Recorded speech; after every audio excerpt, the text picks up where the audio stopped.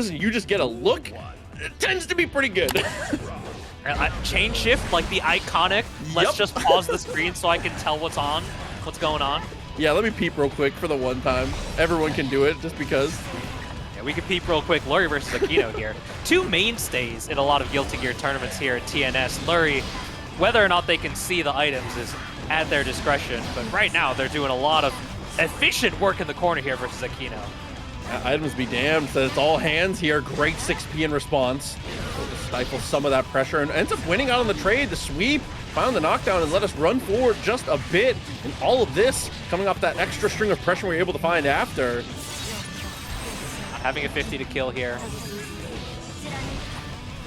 Oh, blue RC forward right into the button. Turns into a wall confirmation. No, we just go for the hard knockdown.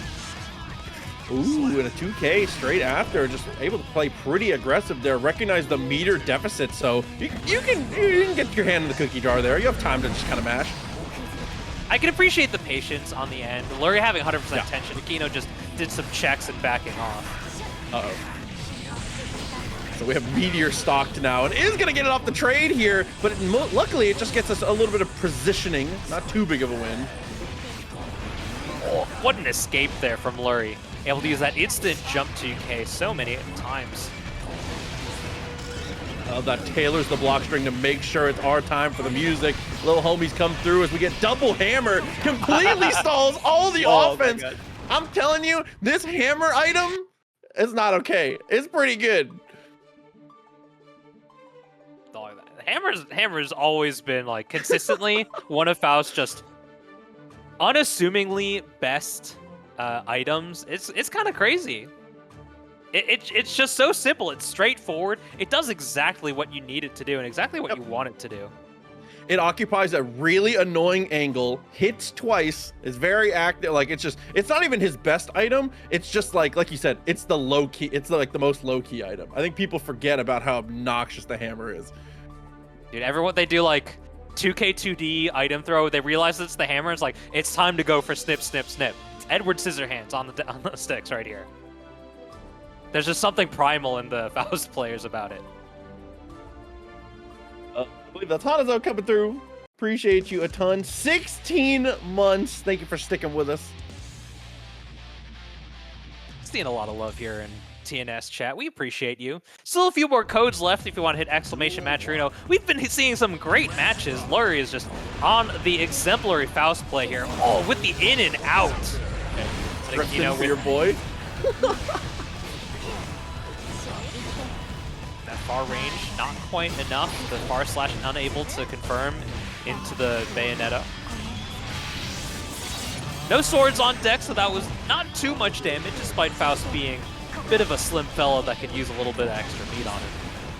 Hell of a just block into the 5P, and now is going to take the hat off as well. Afro applied and finds the connection on the jump in. This actually could be huge. Gonna go for the burst and still loses out at the mid-range. I think Lurry just really wants to activate this Afro here, and in the end, it pays off. Ram not healthy herself. She just dies out here as well.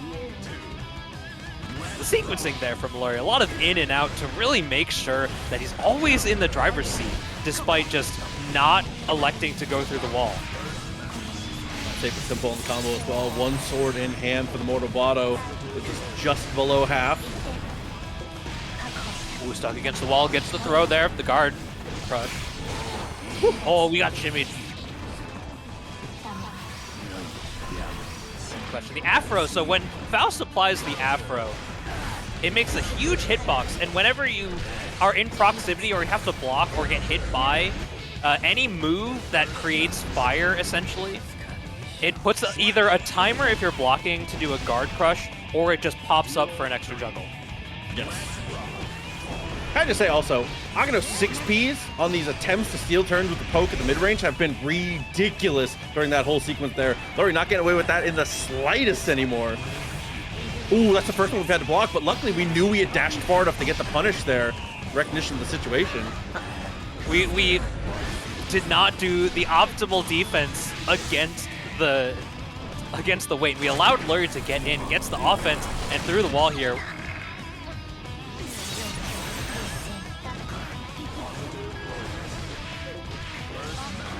it. We're able to stay stuck. Here comes the Mortabato Afro applied here. Got 100% tension for Lurry, though. They're just trying to walk on out of there. Blocking the overhead. 5P as we get the follow through, and there it is. The Afro in application is able to find the connection there with the jumping. You know, obviously, as you said, using that fire element to get the ignition and get the follow up here. Still not enough, but okay. Reaches for the OTG. Holy. Take 2 of these and call me in the morning. Faust every time he does super. Ooh. Okay, well, Lurry looking pretty good, I'm not gonna lie to you. Top to bottom, everything's been pretty decent. It's been adjusting well to pretty much all the situations. No notes, honestly. Terrifying avatar, by the way. Imposing. Anyone who wears the bedman accessory like that, you gotta know there's something going on. They know something you don't, for sure. Exactly. They out here dreaming. They're dreaming out here more than Jean Valjean. I don't know who sings that song, actually. So someone who knows can correct me. I don't either. I don't know. I'm not a real theater nerd. Someone can correct me. Where's Yasian when you need him? True. 2K 2D followed up. Way to save yourself with 5K dash up. And the ton catches on the way down along for all of this pressure. Akeno tried to poke out, getting caught for their troubles on the way down from the top rope. Couple items chosen out. The sword explosion saves the day. Falls down with the JK though and finds the touch as well as the swing away. Hey, bada swing to the corner, but we swing it right on out. That 5K turns into a big punish here. Oh, you're dead. Goodbye. Yeah, never a question when Calvados is on the table, unfortunately, there for Lurry. What's at the 5K again? Another one of those like low-key, best-in-class kind of normals. Because you look at Ram and you see, oh man, far slash, heavy slash, let's keep pressing those. But 5K? That's a good button. Easy followed up. Minovsky, by the way, with the Prime. 6 months. Thanks, Helmy. Good to see you as always. First time. Tries to go for the burst stay from Root, but the perfect burst timing from Lurry. How obnoxious, man. To throw up to the PRC. So difficult to deal with. Oh, there's the hammer. Just let it rip. Oh, that was Mini Faust in there. Mini Faust got activated by the kindergarten class. Oh, no. Deep cross up there with the 100-ton. Able to mix their way out of trouble and up to set point. This fellow Lurry definitely knows how to defend himself from fresh fruit out here. That's a deep cut reference. I don't think anyone would get that in chat. Dust. Pushed away. Love the choice for the Wild Assault. And then the Mitch Green ends up winning out with the 2K, brings us straight to the corner. It's going to be able to secure a hard knockdown. Lurry with a generational bounce back in the 3rd game here is looking very strong in the driver's seat now. Lurry is so good at playing with items. It's easily like one of the premier Fausts in North America. I think like Lurry and Skullduggers are the 2 that really come to mind. They're so good at recognizing what item they pull out and instantly adapting to it. Missed down the full confirm, still okay. Mortabato gets the knockdown here. Opportunity, gotta use that FD while you can. Makes just enough room to make the whip happen. Yo! Backdash into sword explosion! Oh, not close enough for the 6P. The OTG doesn't get the confirm, but the dash cancel meaty activation on that close slash turns into a victory. That's a game up. Akeno takes one more, but not quite over just yet. Lurry still in a victory position here. Should we move on after this 4th game? I think Lurry just lost track of where they were on the screen because that last backdash into the sword explosion was so unfortunate. Because that was a great, considering in a vacuum, if that sword's not there, that's a great backdash. That's a percentage play. But unfortunately, just one step too close to the wall. I mean, this is top 24 qualifier. The deeper you get into these brackets, you got to be playing for those percentages. Those points really matter. No matter who you're playing against, they matter, but they matter most the deeper you get into as stacked a tournament as you'll get, like even just a weekly TNS. Mint, you're right. You're 100% right. I sometimes, because he's a game dev on a different game, I do forget that Apology Man is disgusting. The 100% definitely should have been on that list. You are so correct. When was the last time Apology Man entered at something that wasn't like going to Guild House? I don't remember. Apology Man doesn't compete at the big tournaments. That's mostly why I forget about him. Exactly. Yeah, that's what I'm saying. He's too deep in the laboratory for his own game now. Oh, the instant jump to K once more. Lurry has used that so many times. I swear it's hit 100%. Oh, Ondo connection. That's actually minus now. I think we'll forget. I like that little extension there. Motomoto, no swords though, so still living. Who knew Faust could survive a super like that? Like you said, sometimes this guy feels like he needs a little more meat on his bones, but in that situation, despite losing it out, you know, he's tough. He's got a good chin. Faust needs a booby. Faust needs someone to keep beat. Bubbly, you look cold. You need to bring a sweater. Uh-oh. It's about to get messy. Oh, sorry, that was super. Akeno, I'm sorry, that was super. It worked. It worked, but that was super. If that was on purpose, that's next level. Better than me. 100 meter for Lurry here. How do we spend it? Burst right away. He doesn't get punished. Oh, I think that crossed up. Unfortunate in the end there for Lurry, but Akeno is going to tie it up. Akeno, I think, coming off a 3rd place last weekend from Rumble and SoulCal. Oh, okay. I think it was Jack in 1st, Red Ditto in 2nd. Akeno definitely got top 8.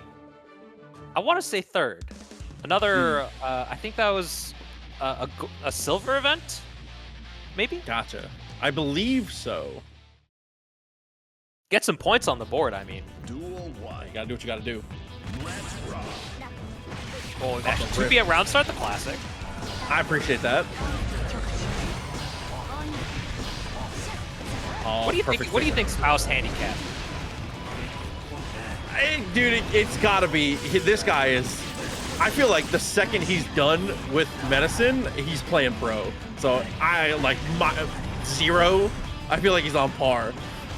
Dude, this guy's a PGA. He's ready for the Masters. He's on the tour, man. Oh, look at him. He's back into it. He's too good. He's not quite a professional, but he's too good to invite to play with your homies drinking on a Sunday, you know? That's true. He's in that pocket. Yeah. Well, you'll go to the driving range. You'll go to Top Golf with him, but yeah, you're not going to like the local par 3 with a guy like Faust.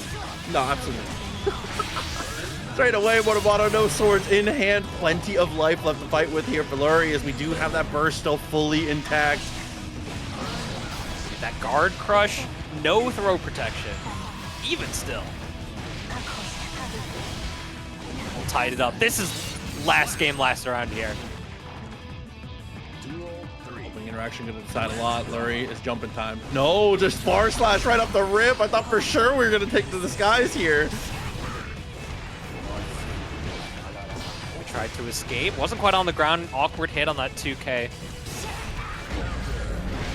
Oh, that instant jump 2K!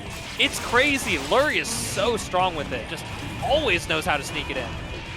For sure, we're going to end up with a command throw there. Slides past for a quick little reset. Mix hits again. And we should be able to finish here. We have meter, but no, the mix keeps hitting. The classic Faust problem. That mix, it just does too much, but we swing in with that heavy slash, or the far slash, excuse me, to seal it there. So Potemkin, as we said, the lead off hitter going to be facing off at, okay, there's going to be the Anji on this other side, so potentially interesting aggressive matchup between the two here. Obviously, Anji trying to close the distance, frame trap as best he can, look for the damage where he can, but Potemkin pretty comfortable in all those same ranges, it feels like. Both of these characters are incredibly strong right now. Anji's had a little bit more time in the spotlight. Coming from, I want to say like mid last year, but Potemkin has really been carrying a lot of weight, especially since the Season 4 patch. But right now we're carrying a lot of damage. I was at the gates. We're pushing you through the wall. Trying to send you to the pearly gates. We were there. With a decent start and is just barely able to get the hit on the last touch, but luckily decent Potemkin life and a drop is able to sequence us back into this. Fortunately though, is not able to deal with the consequences after the jump in. That's a perfect for round 1. Anji's always been kind of the character that has some really smothering offense, especially when they introduced those Kara cancels out of the spin to really allow him the flexibility of his access to options without having to lean into Fujin as an offensive tool. Definitely agreed as the parry comes through, whips out, and that's going to be a pop buster for the punish.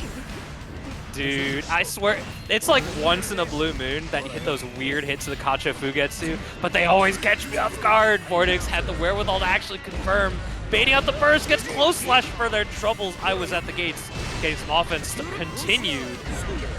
Oh, so smart from both players. The sequence ends up with us using our armor to find a knockdown here. Garuda Impact is the choice, but we are able to block the double low.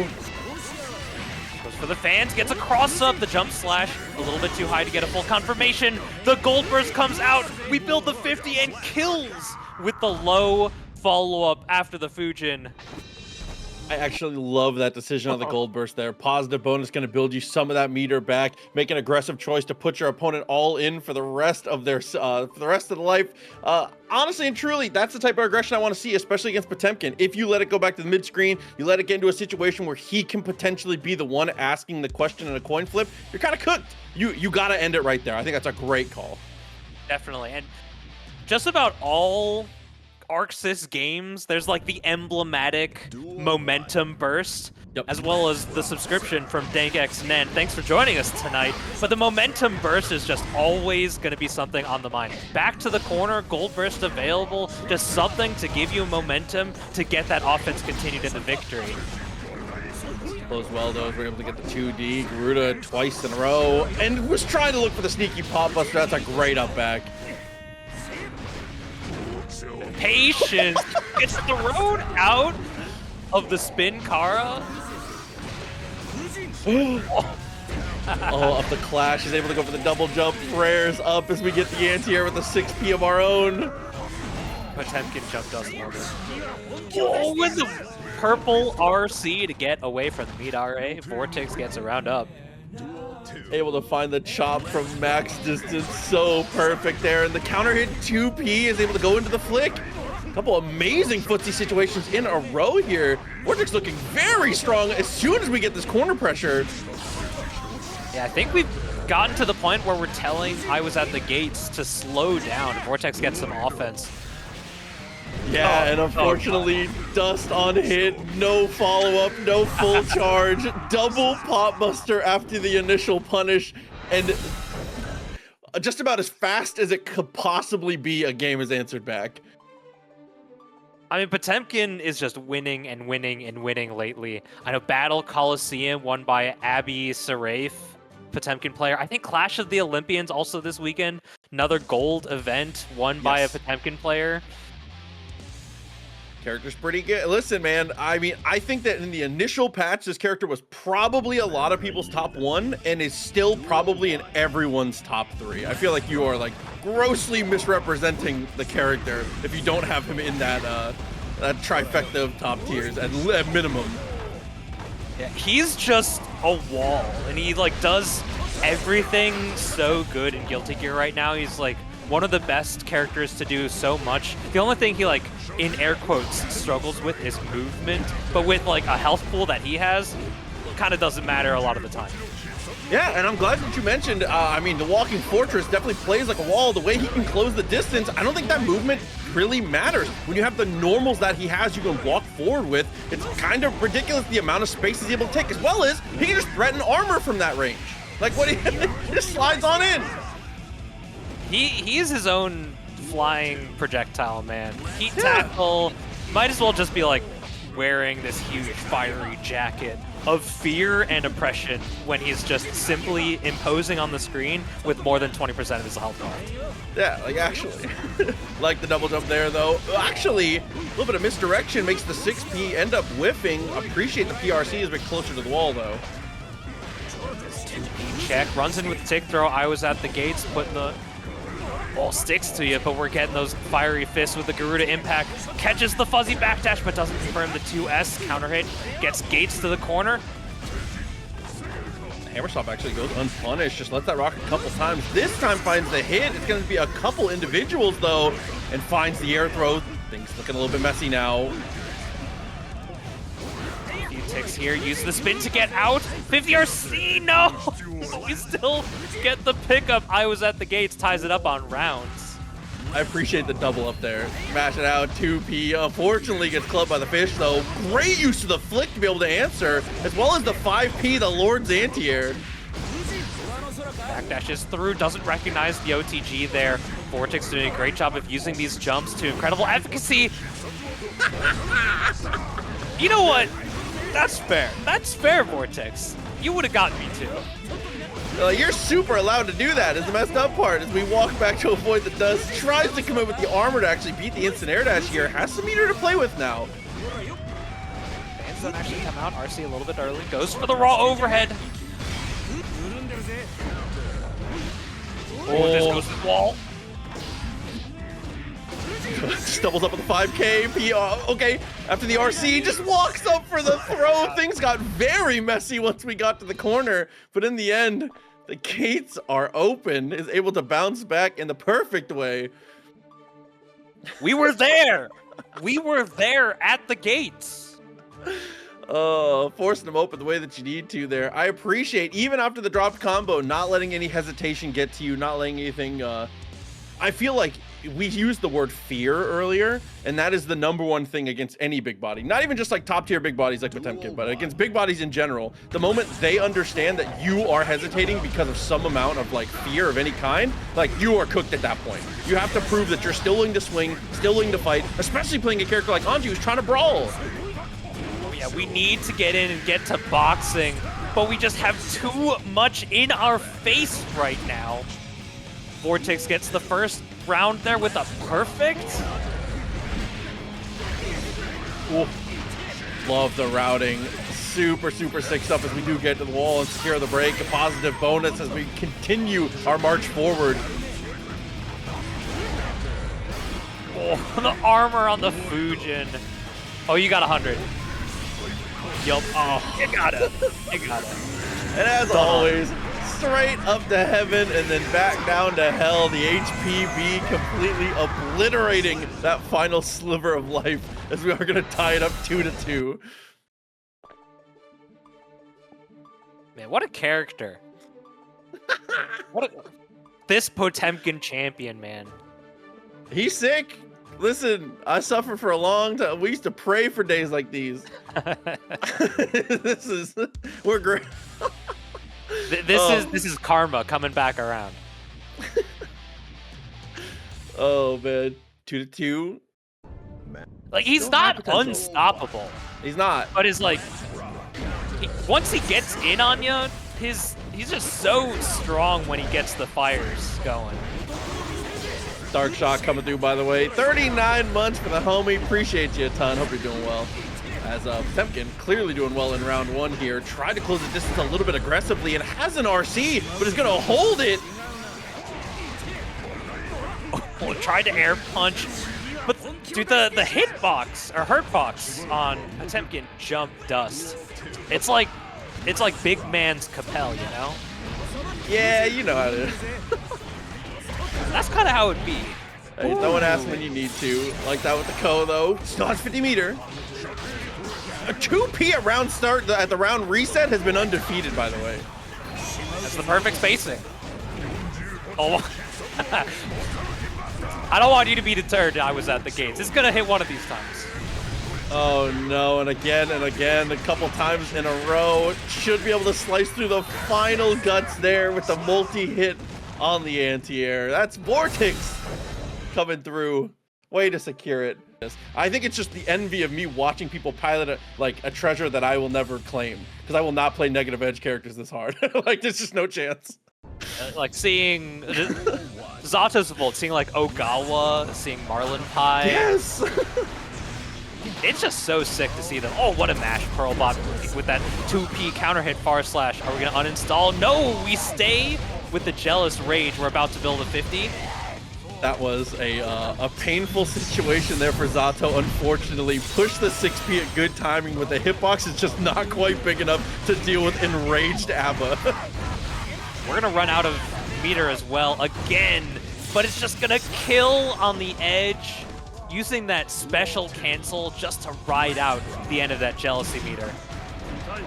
Pearl with a good amount of hesitation at the beginning is able to find the counter poke and transform straight away. This is an amazing situation, and the fuzzy stuff just makes it better and better. A quick re-transformation off the wall break. A.B.A.'s a scary character. Like, it is. I don't think it is uncontroversial to say A.B.A. in Jealous Rage is just like the best character in the game. She's crazy, dude.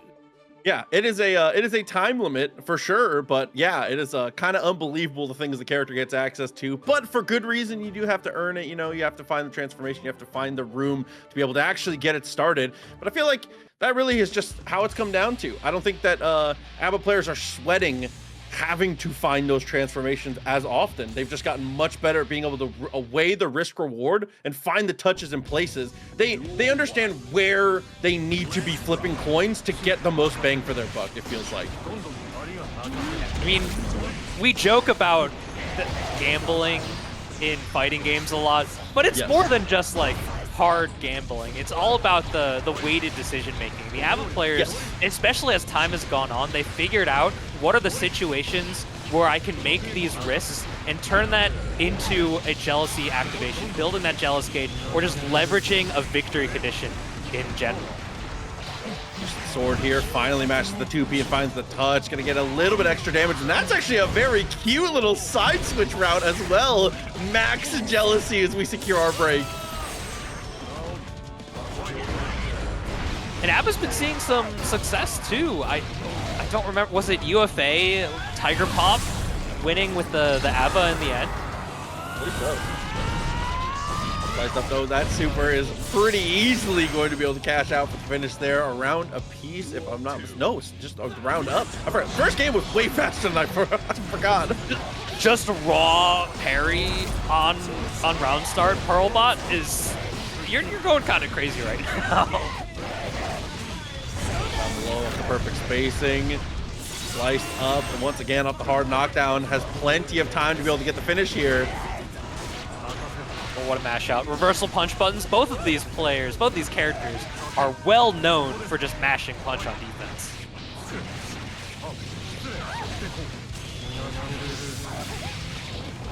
% tension. We got the soft hit on the wall break though. Still a juggle, so we have to break it nonetheless. Oh no, but off the throw, tries to tap the dust, chases down, both players spending the meter here, 50 bar left over as Calamari finds the 2P, but no burst to be seen. You gotta hold the green bubble. What a mash out! What a mash out. Burst comes out. Despite losing the round, if I'm Pearlbot in this situation, I'm feeling good. The burst is out, and Zato's gonna die in like 3 hits anyway. Oh, what a cancel! Oh my god. What a cancel! The awareness from Pearlbot to cancel heavy slash right into the parry to be safe. Already getting just beat up right now, but I'm still stuck in that interaction. Yeah, that whole, the entire sequence, absolutely disgusting. Pierce 1 into the drill, takes us all the way to the wall, a frog into a sword, and everything kind of crumbling a little bit here for Pearlbot. Pierce 1 once again, but the YRC buys us room, and that might just be all the room we need. Punch comes out from the piercer, and he goes away. We have so much jealous meter here. And Calamari has already stuffed 2 attempts to transform. There it is, though. You can't stop it forever. And even off a clash, you already know Pearl's going to keep pressing. Oh, unleash the Kraken, I think. Oh, just barely low enough to the ground. Still gets the overhead block. Calamari's been doing a great job on defense and able to turn that brick wall into a victory there. Calamari tying up on 1 game apiece now. Love the sequence is able to get that extra little juggle into the invite hell just in time for young Kermit to slide in time to be able to carry through for the damage. I always appreciate how particular the combo routing is from Zato players. It's truly some scientific stuff that I'll just never understand. I mean, if you're a Zato player, you got to get comfortable playing in training mode. Oh yeah. You gotta be a little messed up in the head to just sit in training mode for hours and hours and hours. You definitely got to be like that. Hey, these people are out here studying. I don't blame them. I'm a fan. I like to study a little bit in a fighting game when I have the time. Oh yeah, no, yup. Makes sense. My life flashed before my eyes in that singular moment. Get out of stance. This is a little unfortunate here. Absolutely going to secure ourselves a hard knockdown. And then once again, plenty of Jealous Rage to be able to get the finish off of this one. It's just an empty throw. Oh, there's the Fuzzy coming up with the jump slash all the way down. That's another round up. Pearlbot in short order.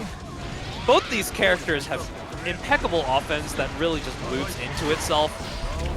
But A.B.A is just the kind of character that you just die so much faster. Holy cow, you're gonna feel this one. Yeah, and that being the other big difference here is obviously Zato gets hit in a situation like that and unfortunately has to wait for the gauge to come back. Pearlbot finds an opening, spends 50 meter, stance, unstance. We're at 50% of our bar and we're transformed. We get the shark out all the way back. We're gonna be able to throw there, not a full punish on the back dash. Delay overhead with the air dash backwards, and now Calamari on the edge, on the brink. We have 50 from Pearlbot. How are we spending it? The burst comes out and Kurusu escapes the corner. Another 2Ks. Oh no, and 2S is gonna get clubbed for it. Pearlbot with great timing on the reversal there. I mean, you have 100 meter and Zato is running up to you with no Eddie pressing buttons. I would be insulted if you did not do a super there. That is your turn. They are giving it away. And tell me how you really feel, right? Like, in a situation like that, no chance you're not going for it. It's worth the risk every time. Dude, I got 100. Dude, when I first started playing Bridget, a character that finally has a meterless reversal, back in the times where you could RC your reversals at any point, man, I was a monster. I was like, why did you give me so much power? I was goofing. You said this shit was crazy. I was letting it rip, brother. Listen, when you play no DP for a long time and you finally get one, you're like, hold on. It's like, y'all been playing like this the whole time? People are just out here raw dogging defense. Nuts. Been studying defensive situations. That could have been matching DPs. Got the hit with the H. Good use of the 5P to keep the jail rolling. And good spacing to avoid the situation, but Pearlbot does not relent for a second, is able to find the secondary hit. When Pearlbot has been representing the low situations, going for another vault on the overhead with a little hop kick just coming in. Oh, FD's out. Oh, and just gets destroyed for the drunkard, unfortunately, there. Oh, yeah, that heavy slash was 100% trying to unleash the Kraken. We're going to run out of jealousy soon. Same side. Oh, what a time to unstance as well. And is able to block the unfly. Doubles up on the lows. Calamari going for the low. I swear every time that I see the jump cancel, drift forward, blue RC, everyone goes high the first time. Calamari proving me wrong.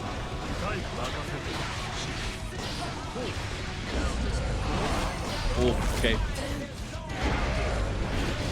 Oh, yeah, what this is that? This is getting messy. The interception with the air heavy slash?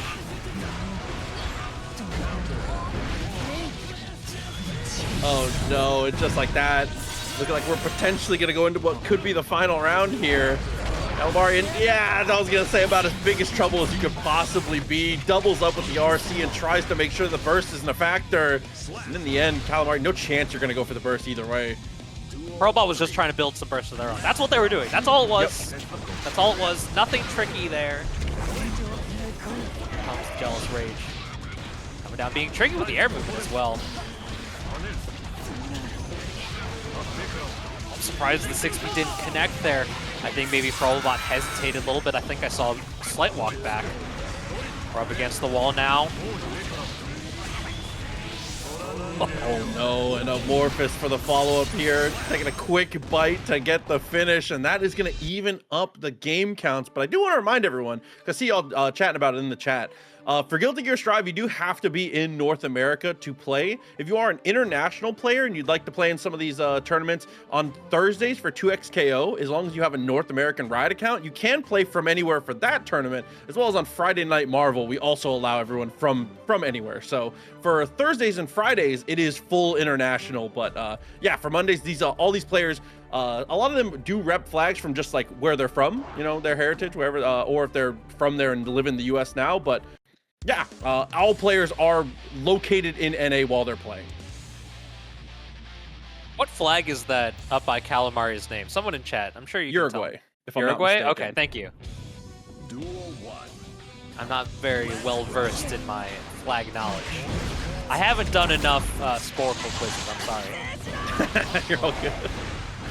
Sorry, I was looking at chat's paper. Oh, unleash the Kraken. We let it rip. Put the thumper on Davy Jones's ship.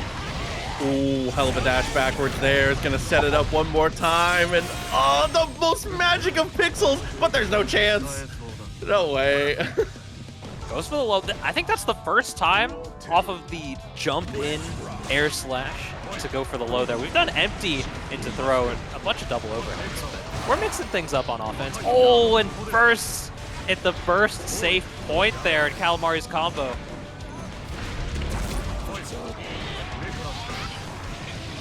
Ooh, flip past Frog, not gonna get much. Just one hit of the drill, and unfortunately loses out, but with no Eddie, gonna have to keep it safe and solid when it comes to the block string here. Just make some space and try to save yourself room to summon.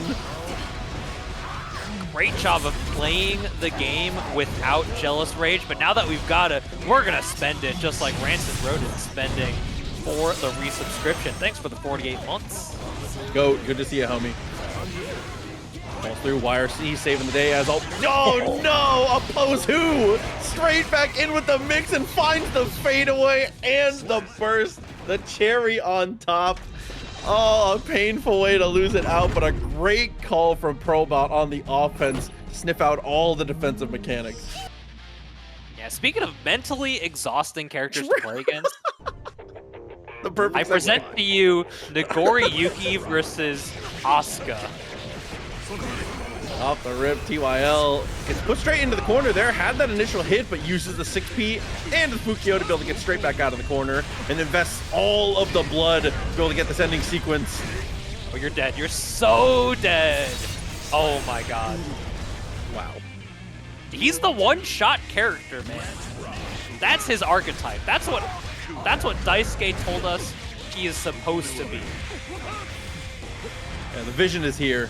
Unfortunately, it's not looking good. It's stuck in the corner. It's gonna go for the burst. That's easily baited. Damn near a one-touch interaction on the other side. Yeah, but the freeze made it so awkward. It instantly maxes out the gravity scaling.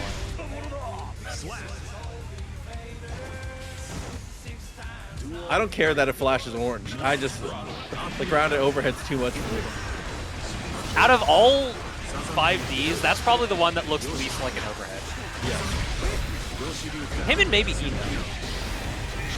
I don't know what's going on with Eno. Great burst option to be able to get out. 2K2D into the Beyblade. Blood not quite there and tries to go for the backdash to contain. Oh, is this close enough for the wall break? I don't think so.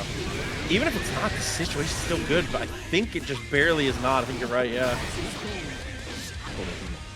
All right, when the burst comes back, the final hit. And that's that classic situation where honestly, it might have been better that it didn't break. No positive bonus, but being able to have them, you know, right at your fingertips, having to make the guess immediately afterwards, no time to think about it. Terrifying. TestYourLuck is one of the, I mean, he's definitely like an early progenitor of the all-in Nagoriyuki style.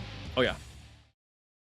I think of like Hotashi and TestYourLuck are the first that come to mind. Even the likes of like Dark Netgro, and Barracks. Early on, I didn't feel like they were really leaning into it, but the more Arxis designed Nagoriyuki around it, the more all of these players were really leaning into it. No, for sure. TYL has always definitely been like, on the initial interaction, I'm spending everything, and like, I'm comfortable with my giant normals to play footsies after that, so let's just see if you survive this first onslaught. That's definitely always been the vibe. Oh, if that had stuck against the wall, you were dead. Unfortunate! Test your luck just a little outside the range where the blood was definitely necessary. Oh no, and just a mass of projectiles, a wall of death to be able to actually get through to make it to Macho there. Strong sequence to start us off. Blocks in the second hit of the Far Slash series, gets the overhead coming down from the black hole. Oh, the back that caught by the cross lightning. Arc magic attack, set us up well, positive bonus into some cubes, as one does. Yeah, we're high blood here. Test your luck is gonna have a hard time to even approach, but we just say not allowed. We send out the super all the way through the wall, not even necessary. Macho takes the second game. The first two rounds that Macho even won are like definitely on the back of Test Your Luck's mistake with blood management. Maybe not necessarily a mistake the first time with the burst call out. Just aggressive play and responding by both of them. But Macho showed that it's not necessary for you to make a huge mistake like that for me to take the victory. Macho clearly in the driver's seat for majority of that last round. And can I also just say, while Macho is doing a good job of managing items, of managing cards, damn, they are getting some very good draws. Like, they've had very good suites of item the entire time. At no point have I looked down and go, I'm not sure what they're gonna do here. Like, it's the classic card game adage, you gotta play to your outs. And sometimes your deck is just in the right order for you to win. yeah, and that's, again, it's not to downplay the fact that Macho is doing a great job of cycling through well. It's just, like, look at this, even at the start here, like, that is a great hand to roll out with. Brother, how do you feel about some cubes? I'm feeling good about it, just like I'm feeling good about this $5 contribution from CX Dink. Thank you very much. I think we've claimed all those codes, $22.50. That sounds like all 50, 25-cent codes are claimed. Appreciate y'all a ton as the back throw comes through, sets us up with cube wall now. Instant blocks once more, and on the heavy slash catches the throw out of the white wild assault as well. Test Your Luck is just always on defense here. Oh, we're spending. Yeah. Dude, he spent like all of the resources there. That was 100% tension maybe, and then definitely 100% of their burst. Yeah, it was 2 wild assaults at RC and a half. All of your mana really getting invested. Had 1 card left on the table. That's kind of how you have to play it. You catch TYL in the corner, doesn't have any defensive, like any kind of defensive resources, blood at more than 1. Yeah, you have to make it work. That has to be the finish right there. Going back to neutral against a character like this, against a character where, regardless of life totals, it feels kind of even. It's just not a choice that can happen. Macho is just firmly in the driver's seat when they actually get things going. That's sort of the nature of a character like Asuka, who has such overwhelming conditions for victory, especially against a character like Nago, where once you get to this full screen position, if we just have misplayed once or have overspent blood in a single situation, you're just always on defense for so long. That actually worked out well.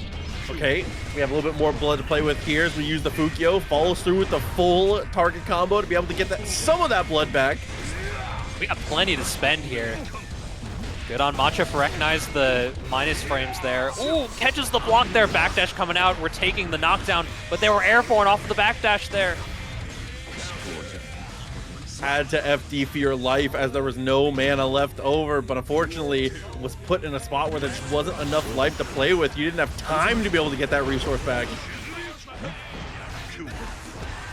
Being patient on defense, maybe trying to really lean into that situation where we get Test Your Luck far away with not a lot of blood left to spend, but we're just building our meter to such efficient. Oh, we get the Bloodsucking Universe. This turns into a huge situation here. The mash out from Macho. Here comes some offense. Okay, full action with the stab here. Cube after cube. Everything working out beautifully. As you can see, the life total chipping away. Ooh, with the step back into the 2S is a wonderful choice for TYL, which brings us to another game 5. It's been back-to-back bangers here. The last like 4 or 5 matches have been stupid. What is happening? We're not even at top 8 yet either. These players are just trying to fight to get into top 8 in the first place. Oh my god. Duel 1. Round start here. We just stay aggressive. We just put out some limbs. TestYourLuck is moving in, but the pokeouts from Macho really able to see through the frames and how TestYourLuck is really leaning into how they play their offense. But the pokeouts with that bar slash has allowed TYL to gain so much blood back and play this offensive style that we know him so well for. As out with the Beyblade 2P, the Lord's reversal, a couple cards back in the hand here, and is able to get the answer. Uh-oh. What a block, and just YRC's out anyway. No arpeggios for you. No, gets pushed away, and look at the blood! It just couldn't be worse! Oh god, gets sent full screen as the pop is queued up to happen. It's set point. Record scratch. Freeze frame. Not again! I was worried for a moment. Macho was running up and the blood was full. I was like, do they know? Do they see it? Oh, just unloading here. Put the big cube through.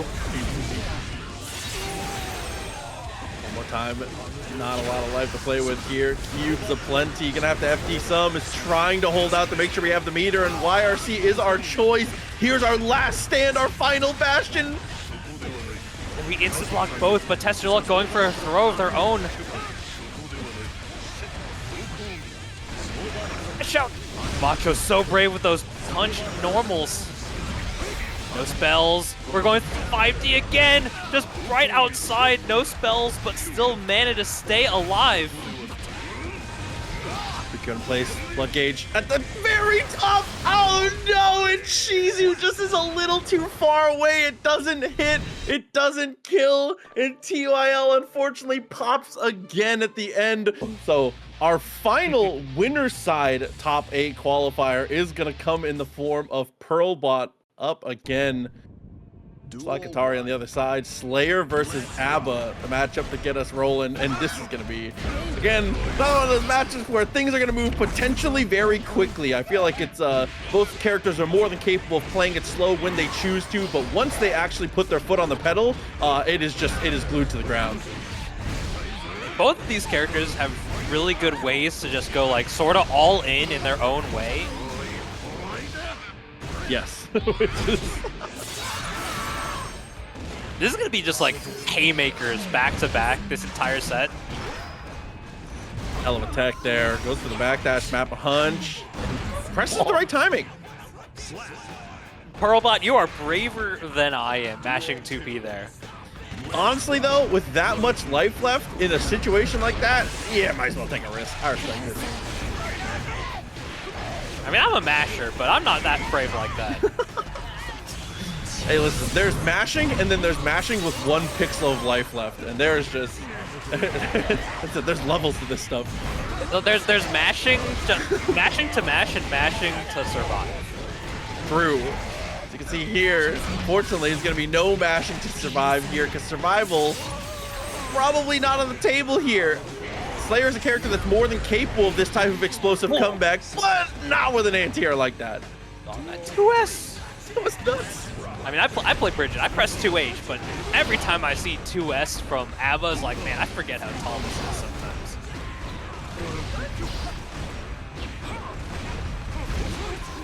Oh, just the tip of the overhead there.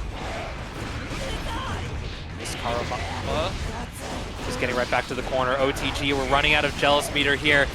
We're going to be able to go for the uninstall, but no, just right outside of range. Burst from slykatari. This is a pretty solid position for them. All you really got to do is survive this initial onslaught. Goes for the 2H, and now finally you're the one asking questions, but an amazing jump out actually ends up forcing us to use the RC just to continue our pressure. Get the second hit of far slash, bit of frames out of range. The end of the K-Mappa, able to get the plus frames and the confirmation off the press there. slykatari with the first game. That was actually disgusting spacing on that second map of hunch as well. That was like Oh, yeah. the very tail end, perfectly catered to the 2K coming through afterwards. It used to be like so free to get the plus spacing on K Yeah. and P Mappa. Now it's just like absolute artistry when these players get it in the perfect way. You get that like +1, +2. I think it's extra cool for two reasons. One, what you said. Obviously, it's nice to see people use it correctly. But two, it's also extremely funny to watch players who aren't worried about spacing it accidentally get it perfect and be like, I'm so nice. And just, you see the next button coming out and you're like, oh my God. You're like, this guy hasn't spaced it correctly once and finally it works. I'm gonna freak out. That's when you slam the stick down, you get up and say, I'm so good at this game, Prox.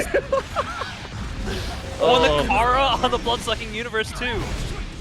BSU into the universal 33% life left over. What an answer. First comes out, pearlbot wants to maintain jealous rage here. Goes right for the tentacles. Unleash the Kraken. Definitely the right call here. Set yourself up. Jealous gauge on the jump in. I appreciate the FD into the jump back. Unstance does come through. Uninstall too, yeah. Uh-oh. Well, someone was asking in chat, this is Gravity, man. This is my favorite song. Big fan. Uh-oh. Ooh, just key grab, just cuz, you know, that's cool. Dog, it's +1. Why not? I appreciate it. I just am always taken back by, How do you feel about working plus so frames, well. Proxy? How do Oh, you feel you about know, plus frames? they're pretty cool. They're cool when I do them. Close slash for the follow-up. Secures our knockdown here. Situation not getting better as the BSU comes through. Oh my God, what a backdash. What's the invincibility on that? I swear she has like an honorary big body backdash. Oh, she does. 100%. What a block there. They weren't paying attention to the first meter, slykatari, no! So unfortunate. Maybe they thought their dash was going to be good enough. Oh, but it's never quite good enough here. Burst just comes back in time. So we are going to get one more look as we use it effectively. Tries to dash through. The RC allows for the autocorrect to the other side. I don't think this is enough to kill here, but you gotta watch the mix-up. Goes for the overhead. Dude, Slayer on the lost screen there laying down like Lionel Richie out here. He's up all night. I truly appreciate the vampires being like, okay, you can have it. It's like, oh, it's the exact energy of like playing with your cousins, of them being like, you worked really hard for this one, you can have it. Duel 1. Chat instantly breaking into sing along, very nice. Good connection. How do you feel about Lionel Richie, chat? Okay, squeaks in with a throw, doubles up on the overhead. This time is not able to escape as we unstance and get jealous once again. Oh yeah, I don't blame you. I abstain from taking your mix-up. Oh, 6K, that's plus. The chain shift to block correctly. Doubles up with map of hunches, takes that little tiny step backwards. That was kind of scary. Oh, are you dead? I think you you're got dead. like the third most health in the game. Are you dead? The guaranteed damage off the shatter, there's no way. I gotta hold my tongue a little bit. I can be wrong a little too much. I always say like, man, this doesn't kill, and then it kills, and I'm like, dang, I get hit. Back toe sets it up, deals with a quadruple overhead, and then gets dispensed amid, and unfortunately is unable to handle. Fully blocks all of them. Sorry, I'm still plus. Remember when FD added like +2 frames of advantage for the attacker? Good times.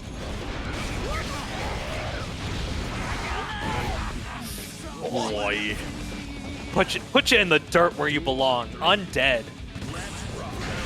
Brownie piece now trades with the slide, which is a very advantageous situation. How'd you get the Gold frames? burst.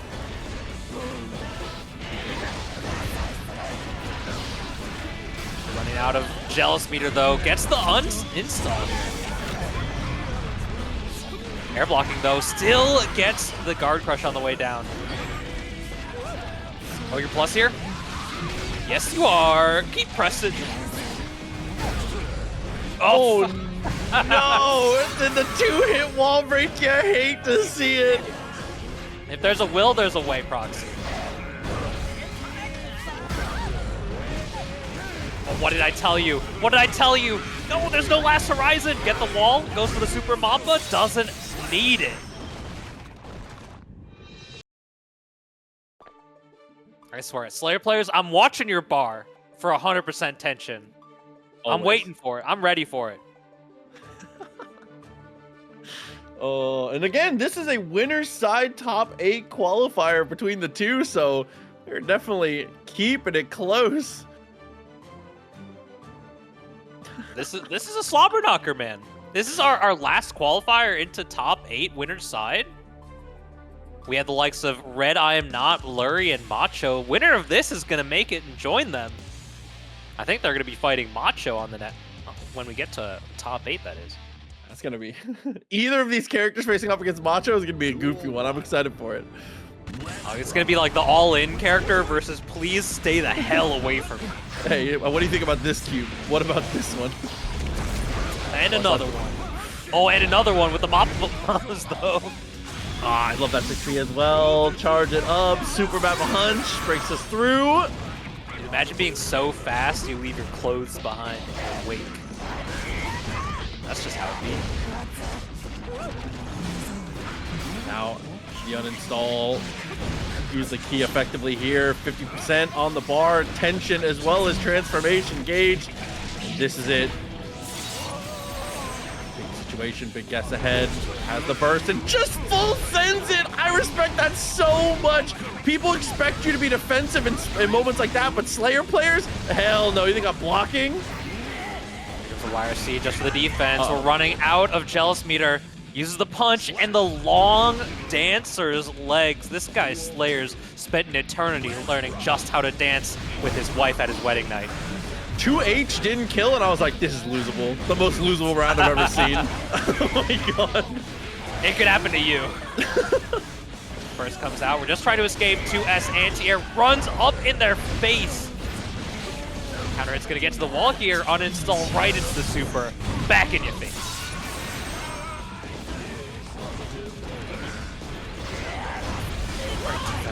Oh, never mind. Sorry, I spoke too soon. That's my fault. Commentator's curse. The initial sequence was some pretty good defense, I will say. You're right. Punch. Oh, 5K. Oh, right over the 2P. I swear that 2P can be the downfall sometimes. Grabbing to jump forward, definitely has the right idea. Slides through and gets nothing for it, but the legs get exposed once again. The lows have been so strong. No. Last Horizon? Never mind. You dropped the combo, but you're still gonna be dead. Here comes the Super Mappa. Dude, I saw someone in chat saying, man, why are we letting Canadians just do anything? We got slykatari, Test Your Luck, Macho, all this late in bracket, but I also want to remind you of the Guilty Gear Legend Peppery Splash. That's the Chicago punish. You can go to the glossary for that one. Glossary.infil.net. Shout out to Infil. Shout out to Calamari and MacMens. That's our next match here. We've seen both of these characters tonight. Calamari already been up, but MacMens we have not yet seen. One of the phenomenal Anji players here in North America.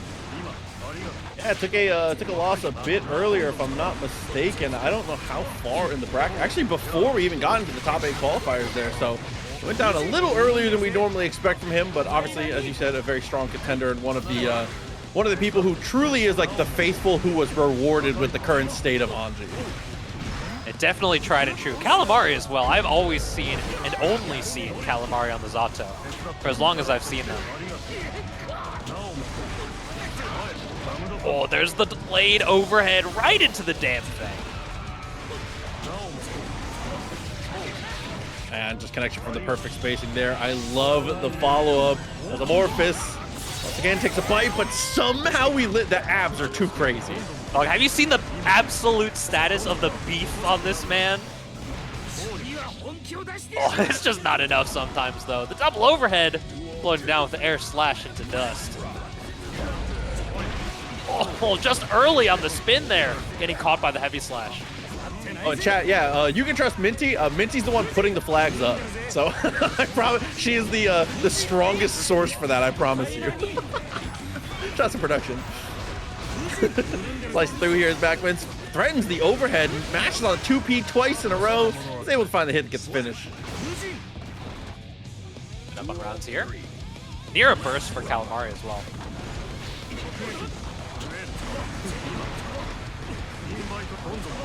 Finally goes for the low there off of this air float mix. Right into the damn thing once more. It don't mean a damn thing. When you see a pose, you're just like, I gotta get out of here. Like instantaneously. Pose comes out and I'm fuzzy jumping. I'm holding up back, man. I'm too scared. Pierce is gonna use the sword, trying to maintain that pressure as best we can. Doubles up with the lows this time, instead of trying to lean into the throw. And Joker Shade, great pushback on that one to keep it quite safe. Not quite. Still committed to the full sequence. The second hit of Leap not actually connecting, allowing the poke out, but now the air dust RC back to center stage. I forgot Eddie was over there, man. Yeah, once again, the routing pays off. Is able to get into the invite hell and buffer that frog for the follow-up. Strong showing for as far as damage goes for Calamari. Calamari has truly been extremely, extremely impressive when it comes to maximizing touches, which obviously is like a Zato thing. You have to be talented at that, and you have to be very well practiced on it, or this is just not the character for you. But Calamari has kind of been a standout performer when it comes to that.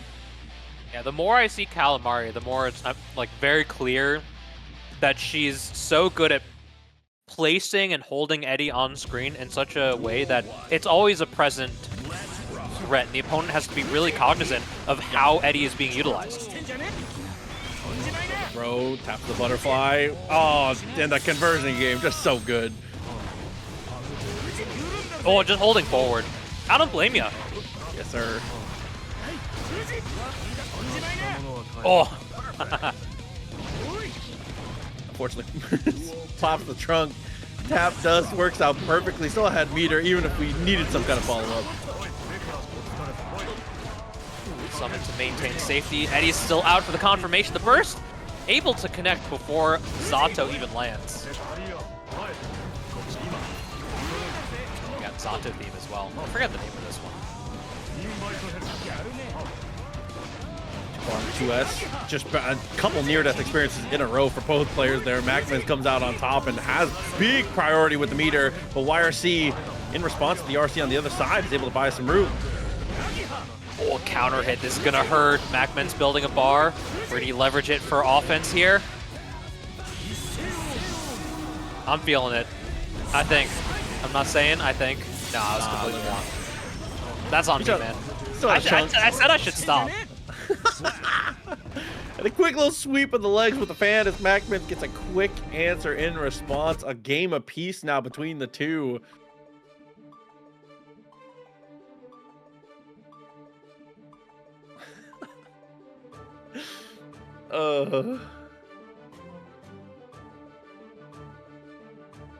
This is Anji champion. He does a lot of cool stuff, I'll say. If there's anything that I appreciate about like the Zoomers now, the like league Zoomers entering the FGC now, it's calling characters champions, but like on in an ironic way. I'm a big fan of that. Oh no, that's tech. Man, this Zato champion, this Anji champion, and then when we start talking about 2x scale, we're just right. Yeah, exactly. Just building good habits. Trying to do a good job so far with the Pierce, the way we're summoning and unsummoning, but MacMens full sends an instant air dash and says, nah, no more. I'm good.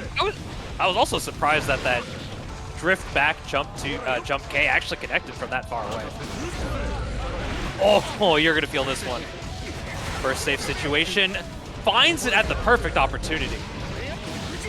Right when Calamari presses, and we're going corner to corner, coast to coast off of it. Positive meter bonus, we're going to build some more bar and burst for our troubles as well. Oh no, and the fall through is just a little too much. Even with the meter getting down to the bottom, still has that amorphous, still has plenty of resources to secure the finish here. As we are able to get up around now. And find the 2S for the opening starter.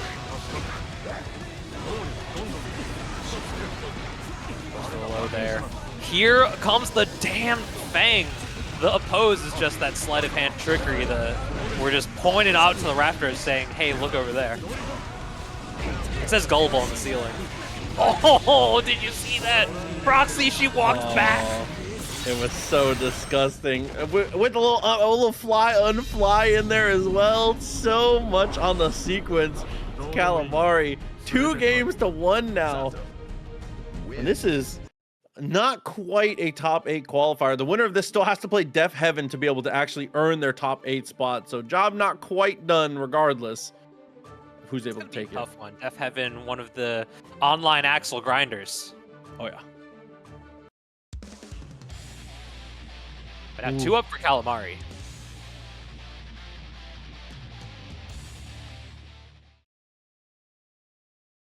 For MacMens here, the rip. I was gonna say maybe a more aggressive angle might be the choice, but it's just hard to get it started. Blocking on that dust. Here comes the poke out. 2S turns into the knockdown. We're taking so much space for us and pushing Calamari slowly to the corner. 50 allows us to remain safe after the overhead, but the counter. Oh, he's a real one. Eddie, he's a real one. PRC. Oh, and the little walk backwards. MacMens sees the future on that one. It's able to escape. Oh no, using that RC just to catch you, second guessing yourself. Star just keeping you at bay with the Eddie. Trying our best to get the wall stick. Unfortunate, we have to play offense without Eddie.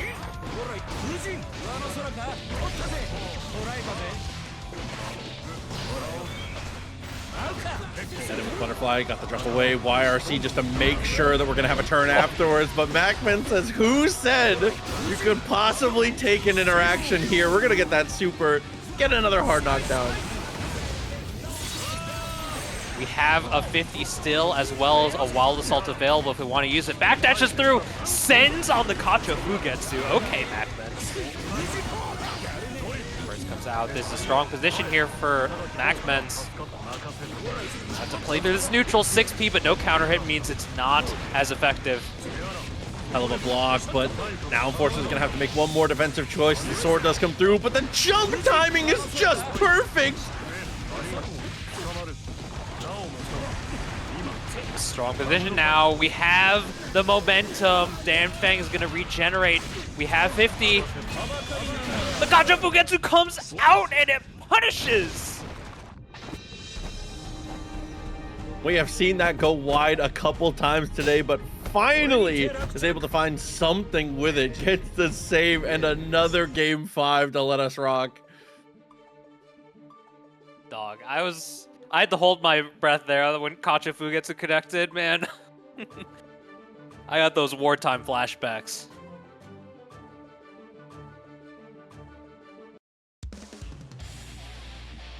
Who was it? I was at the gate.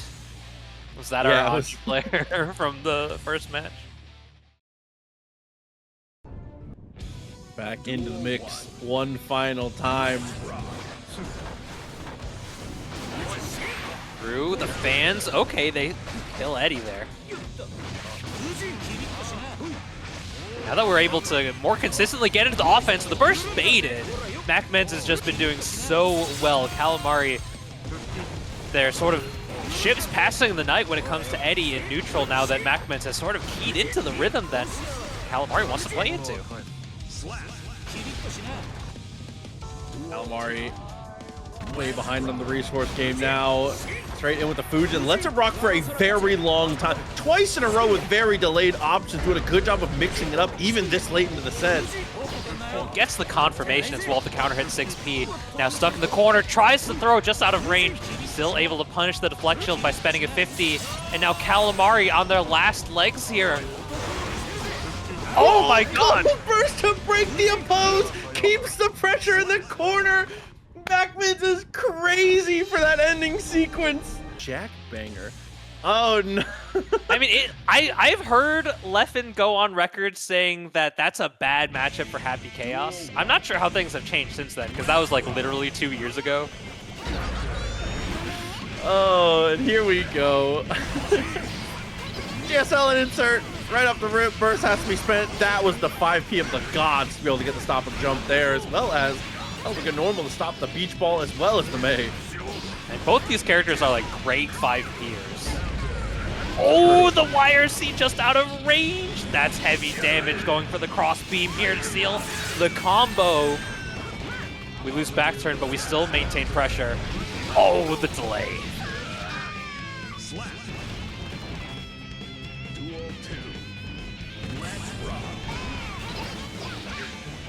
Oh, we pressed. Start there. It's just like you said, 5P gamers. Pressing on your minus frames? What is frame data but a social construct, really? It's true. It's just vibes, man. Oh no, unfortunately there, the vibes in shambles. Gets headbutted twice in a row after the throw attempt goes way wide. Now, the continued blender here in the mid-screen is going to go for the super to try and maintain pressure. It is like Omega Plus. I think that's something people forget about, the back turn super for Leo. Uh-oh. You know what, GSL? I don't blame you. You gotta let him know you can. You gotta let him know that you can DP, you can use your reversal. Yeah, the earlier in the set, the better that you plant the seed of like, I'm crazy, I'll do it. The first one's data. Yeah, you have to let them know that you're willing to, even if it costs a round. But these two, like, they play each other a lot, I feel. I've seen them a lot, and I feel like they are, at the very least, acquainted with each other. Same sponsor, so they gotta be. I wasn't even looking at that, yeah. Side pass working well, try to look Their at training 2K. partner, Steve.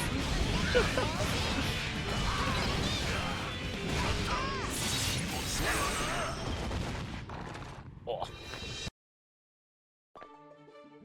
Both these characters also like heavy damage hitters. It's kind of like the May is one of the quintessential big damage characters, especially on just about any counter hit. But when you get those right connections with Leo, oh, they're also using hashtag crucify scissors. I don't know what scissors did to deserve that, but if you got both of them doing up for it, this has got to be something I'm missing. Oh, what a punish there.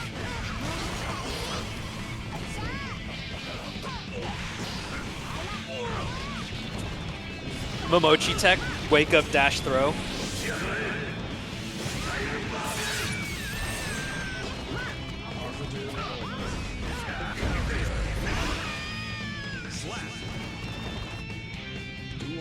And that was GSL firmly in the driver's seat there.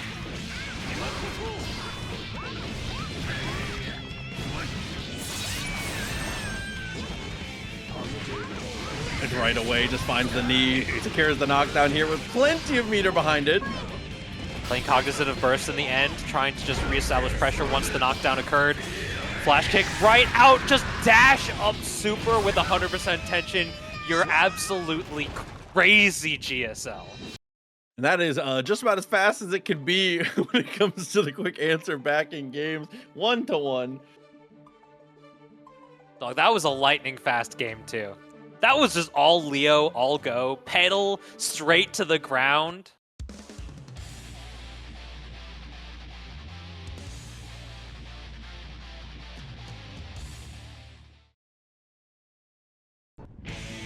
Duel 1. Let's rock. Auto walking on the 5K, 6K. Smash into 3K, but here comes the counter hit. Attempted heavy slash gets punished by the Dolphin. Now the burst comes out. Insert thrown for an attempted whiff punish. Oh, burst.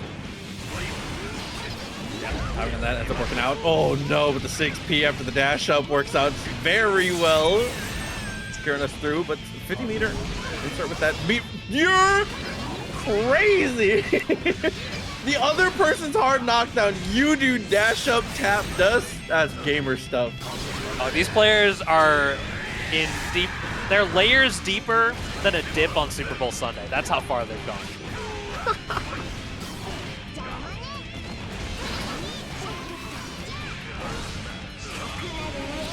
Oh, you're done for. These players are absolutely swanging proxy. Yeah, top to bottom for the fences. Oh, missed out on the throw though. Punish on the other side. Axe kick for the blowback and is able to find the black meat stuff. Hey, damage is damage. We take it. Right to the bank. Doesn't cancel the clash. Gets punished and counter hit for their troubles. And GSL just taking it. They have full resources and giving Insert a chance to gain some back with the positive meter bonus.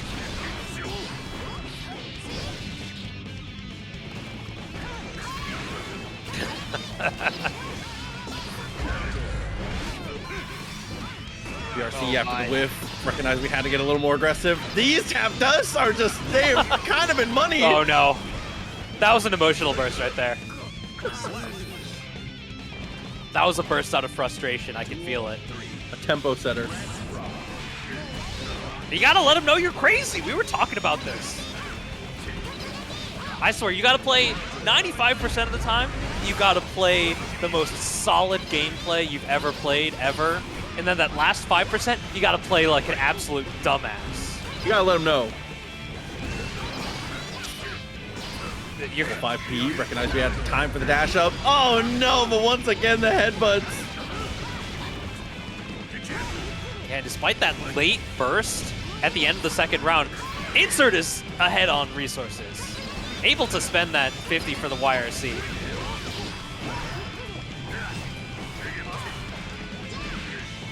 They're running!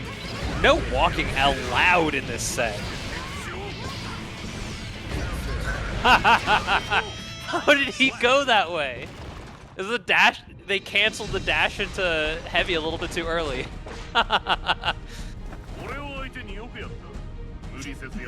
2 games on the board, looking to potentially get the closeout here. GSL 1 away now. This, oh, this is very good. This is really. I love truly watching GSL play. They're a nut, dude. They're a nut.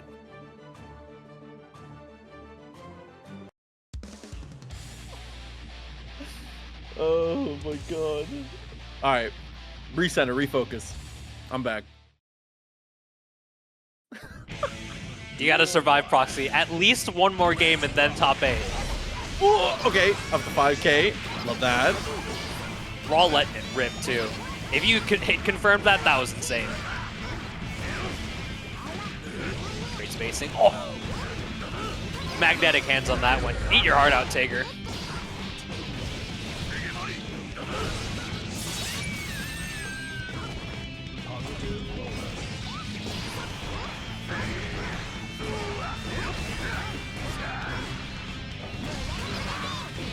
Okay.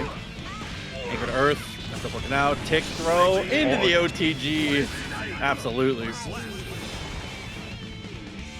That's, I mean, we didn't get to see how much it did that time, but man, that super does so much damage. Yeah, even on the OTG, it's perfect for situations like that. Blocks on the back turn with this white here. Coming through, just reversal, Dolphin and Dolphin. We're just at SeaWorld.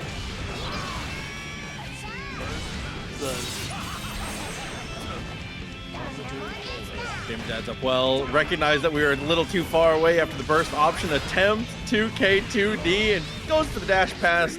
Evens up the rounds at least as GSL still sitting on set point. Yeah, but both players with burst available. Oh, yeah. Hell Tell yeah. us how you really feel, gay sex legend. Tell us how you really feel.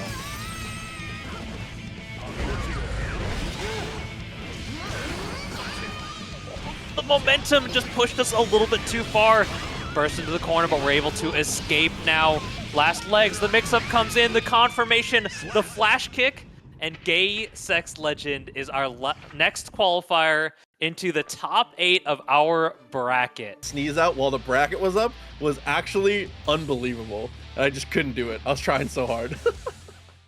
You need to have your like extra production lights. There's like the urban legend that looking at the lights, but they have like the giant fill lights in front of you. Oh, plus frame spends a security bar. And he gets the trumpet as well. Oh, as well as mini Faust, all of the little iterations coming through, kind of ridiculous. We do manage to secure a hammer with our chosen held item here. Oh, eat these plus frames. Eat these plus frames. Oh my god. Brave backdash there on the 862.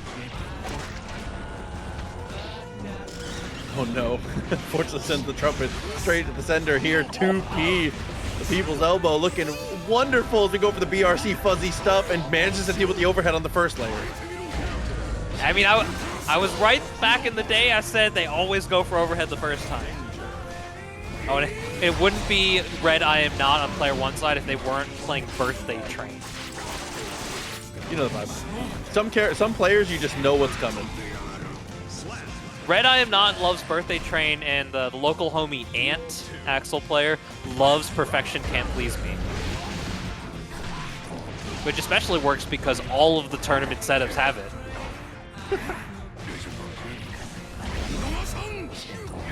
-3. That R slash. Oh my gosh, what a press there. Oh, that heavy slash. Dude. It's got a disjoint, man.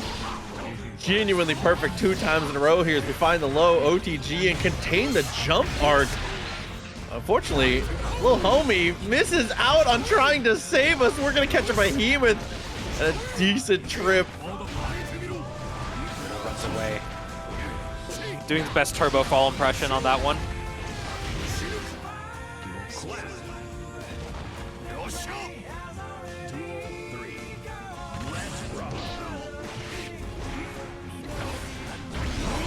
Poking around. There's the white wall assault going right through the button presses by Lurry. 2D into the behemoth, doubles up and gets the wall stick. Very important first game here. You can't let things get a little too messy. What a behemoth as we jump over. That was actually so slick. You normally see the air behemoth typhoons, the rising behemoth typhoons as like an accident. That was 100% on purpose. Yeah, definitely the correct call there. Recognizing you had to jump the 100-ton, but you didn't want to give away tempo by being in the air. So it just reads an air-to-air attempt. It's a good call. It's just a big red square. That's what the behemoth typhoons are. It's a big red square. How are you going to fight against that? They're like incredibly disjointed Omega Plus, though they did get rid of the guard crush on the air behemoth typhoons. Even still, like, scary as heck buttons. Oh, the disjoint. Oh, and this is actually going to get a little bad. Yeah, big Milia stuff. He really do be big Milia. Hits that jump heavy slash like he's spinning on you. A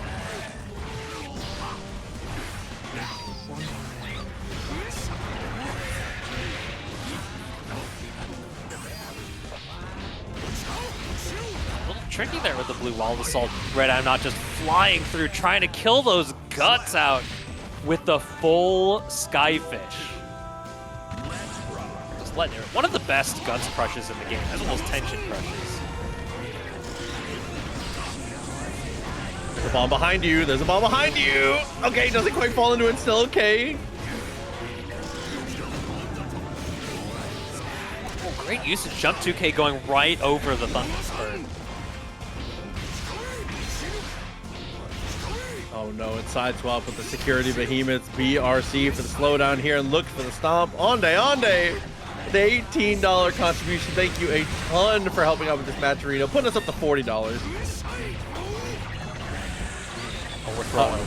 How do you feel about items? That's hitting him, by the way.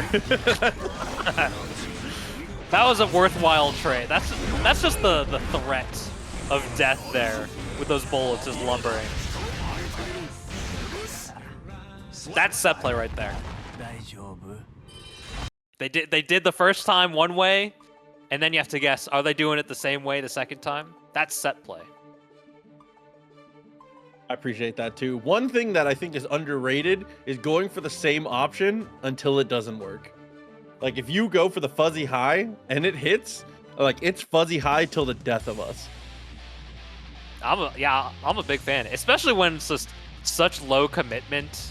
Oh, yeah. Because you remain plus by doing it. I guess you don't have as much plus frames with the loss of the guard crush from the Air Behemoth Typhoons, but we do gain $10 to the match from Reno from Pac-Man 7654. Thank you very much. We've broken $50.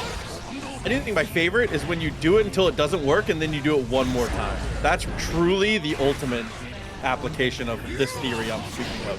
If you do that, you're a scientist. That's the shit. Like,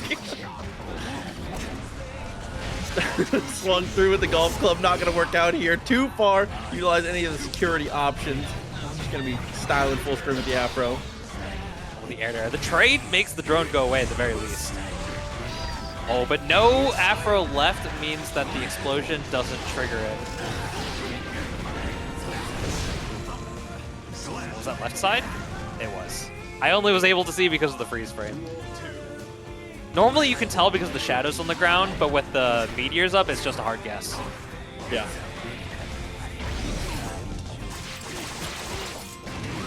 Dog. I don't know if people are reacting to that, but if you are, you're insane. That's crazy. You could do that? Yeah, I don't know. Doubled up on the jump, managed to escape. Little homie doesn't help out too much. Again and again, Goldlewis summoning the children. 2K doesn't work out. The trumpet out, and I feel like just the nature of Goldlewis is like the trumpet out means you automatically lost neutral as Faust. Oh yeah, that's how it's been feeling right now. Because I mean, the goal, right, is like if you get your first item is a decent one that helps you control the space, it leads into a second, which could lead to, and you could just snowball it. But the second that first one's the trumpet, you're like, God damn, like back to neutral, I guess, back to jail. Corner though, we're able to get some setups going. A little too low, but just playing it patient though on that wake up situation. Able to get the meaty. We have to go through the wall. The 50 makes it so much stronger though. Absolutely the right call if you have the resources to be able to spend it. 25% with plenty of life left over. We're playing meter, excuse me. The 5K went right over the drone. That was crazy, dude. Look at those legs. And that was an insane suite of items. That was such a good pull of items. As far as supers go, that's about as good as it gets. Definitely. Anything with meteors has got to be just so phenomenal for Faust. I'm not a Faust player myself, but I see meteors come out, I'm fearing. That was meteor, hammer, mini Faust, trumpet, and the trumpet wasn't gonna land on Goldlewis, so Faust could guarantee pick it up. That truly is about as good as it gets. Lurry gets one on the board. We're not going down without a fight here.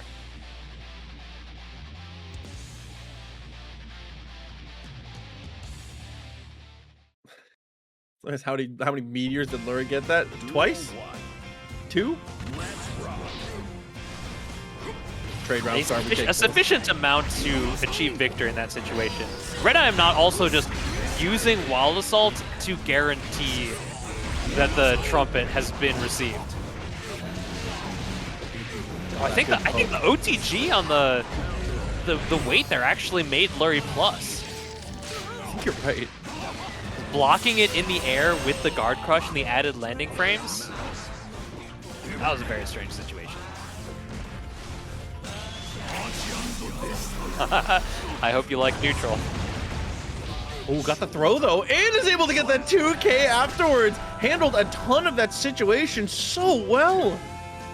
I mean, granted, I don't see this matchup a lot. That's the first time I've seen anyone even think about something like that. Using teleport RC, Scarecrow RC to get around the space laser. Ton goes for the air-to-air, brings us back down to the earth. Fights for the trumpet here, and it's well-deserved. Able to get the confirmation there. Gotta watch out for the banana, using mix to go over it, but now it's just a looming bomb there. RedIAmNot knowing the timing perfectly. Oh. Smart backdash, but unfortunately here is still stuck against the wall. Using the bag bombs the best we can. Couldn't quite get the ignition, but still.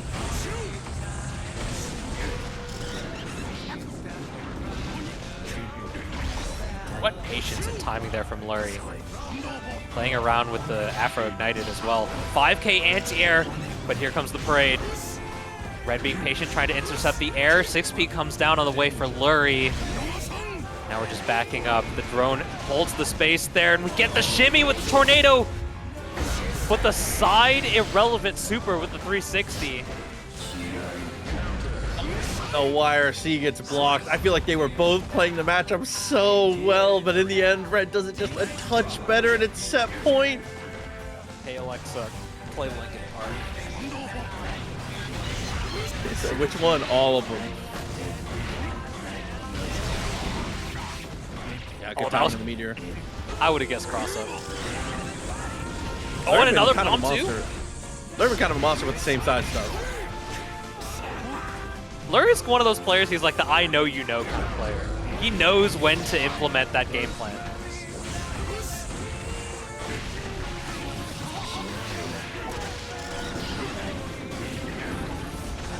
Afro with a bomb behind it. Uses the behemoth to send it full send. White Wild Assault, very smart.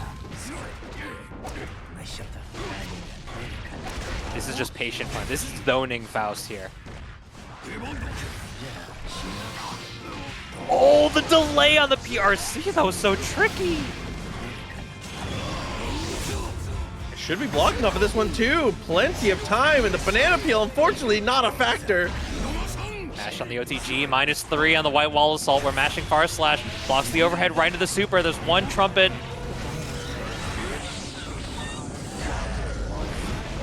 Gosh, Mini Faust, come! Mini Faust, help us!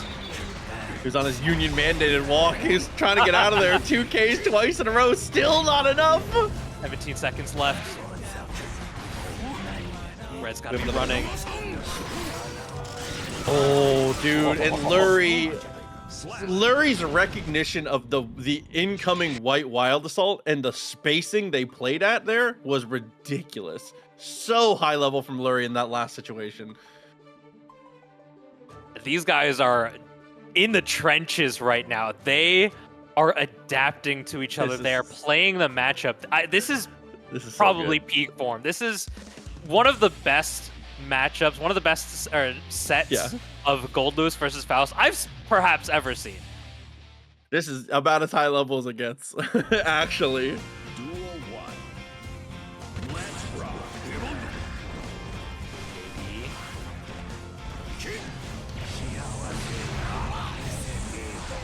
This super jump from Faust, the fact that it goes so high, being able to get around the air buttons coming in from Red, and the burst bait from Lurry. The super jump is just a great escape option that Lurry's been exercising liberally.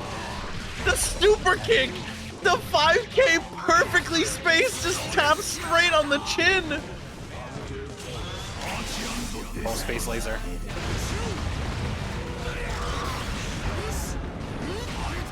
Still has plenty of meter to fight with here. 100 bar. When are we gonna let it rip is the only question. Risk gauge is getting dangerous, but instead, oh, Faust eating his son. My favorite painting. Set point. And Lurry waiting with that teleport PRC rather than just instantly letting it rip, relying on some of the added intangibility has been very, very tricky throughout the set, and it's some evolution of the Faust matchup knowledge that he's really putting on display. Sums up a really nice 2K, found the knockdown and makes some space for themselves. Mini Faust also supporting well, recognize we can be aggressive with the command throw. Here. Oh my god. What a pull. What's in the box? What a poke. And chooses not to go for the follow-up. They're so smart to have actual CQC. It's gonna be a little burst safe. Red still holding on to it. Lurry's playing that walking game plan here. A little bit of stop and go. The drone runs out. We're back to the corner though. Red is slowly dash blocking in, able to escape, gets the knockdown with the 2K2D. The 5P tap. Lurry from down to 0. If you block something that's like even or better, your life is forfeit if you don't have some kind of defensive mechanic to get him away from you. Sort of the way that Slayer's built, he plays that sort of just inside round start spacing game so incredibly well. His normals are amazing, and his strike throw is great, his left right is impeccable, but being able to keep him out is really crucial in how you're going to play neutral against him. But Slayer, on the other hand, his normals being great means if you can choose the buttons properly, you're going to be able to get rid of the cubes.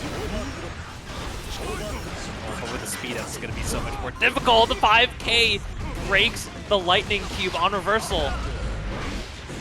Oh my. Found the S. Man, getting a bit low here and doubles up on the cross up back to the same side, fakes it out and works out perfectly. Hell of a first round. That's the Slayer reflex, man. Dude, it's X Factor level 3 Virgil. Oh, again, forced the burst out there. And immediately just landed the cubes. Teleport? Pretty sure that was wrong.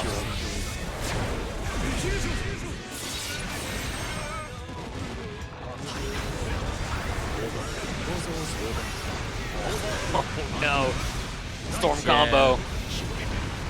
Remember how we said it needs to be not often that this happens? You know, as a treat, it can happen sometimes.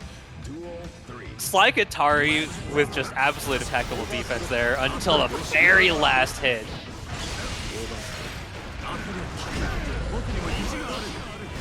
Oh, yeah, I don't blame you. And this pure cinema sequence of spells that Macho got to cast there is so ridiculous. Sly, like you said, is doing such a good job of so patiently trying to wait for their turn, but gets the orb dropped on their dome. Sly still has a burst left, gets the spacing for the plus. Falling down, burst still holding on to it. Recognizing that 2K2D doesn't do a lot for Asuka. Trying to bait something out. The poke out Macho, they've been so strong with those 2Ps.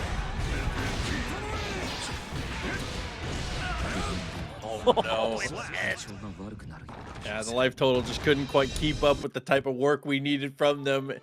Again, that's just how quick the rounds can go. I feel like it truly is the classic. Every game has some variation of that matchup where it's like, see, one of my first fighting games that I got to play, so I use it as my example, is like it's the like A.B.A versus Dalsum, right? Where it's like A.B.A's losing until he hits a step kick and then he's winning. Like that's every game has one of matchups like that, and this is just like the prototypical example. You won't get in, but when I do, when I'm there.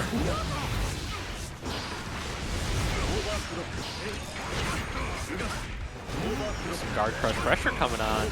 Just absolutely unloading it. Oh, look at the chip damage. Slayer, a character with pretty high health total, but we've done lots of damage here. That red was looking mighty big. Oh, just in range there. Instant block allows for the punish much easier.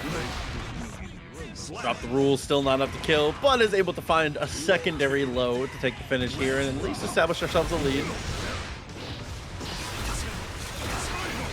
Slykatari, testament to their composure. Look at the patience on them.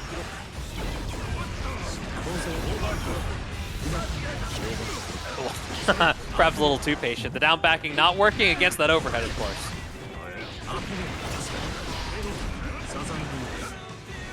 Too far from hook. Still okay. Charges a bit of mana and finds a throw for the punish after that little dash up. Game time. backs up away from the YRC. You have burst available. Spends at a point where it actually matters. Tries to contest against the electricity cube. But I think the black hole pulling it a little bit extra made it go faster. Granted, the electric cube, it is one of the faster cubes on its own anyway. Yeah, it's between black hole and the extra speed, like basically if you can plant either staff and you have at least one multi-cube in your pocket, like it's like all systems go at that point. You kind of just, we're gonna throw everything. It's the random shit go. That's all you need sometimes. See, staff planted one cube. Yeah, but one cube and 3 big reds. Yeah, I was gonna say definitely an interesting layout that we have here as we're trying to use the 2D and try to close the distance. We drew the setup, but not quite the payoff. I like that we just unload the triple. Respect, knowing that we had that the card replenisher.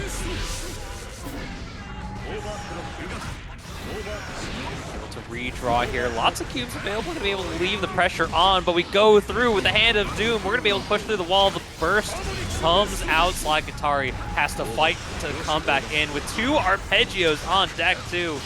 And we're building the Spitfire as well. Oh, there's the counter it once more.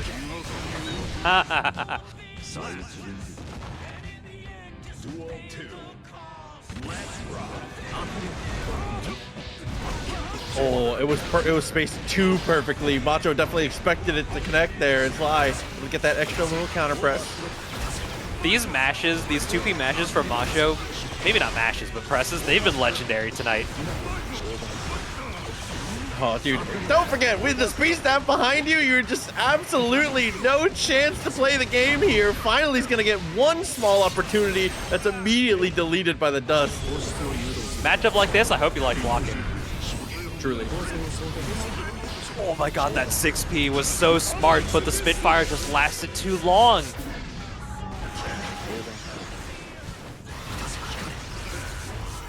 Spell's able to recover some. The Mappa Hunch goes through, but the second wave of the arpeggio is still punishing. Duel 3. He's first almost back. Oh no, doubles up. Oh god.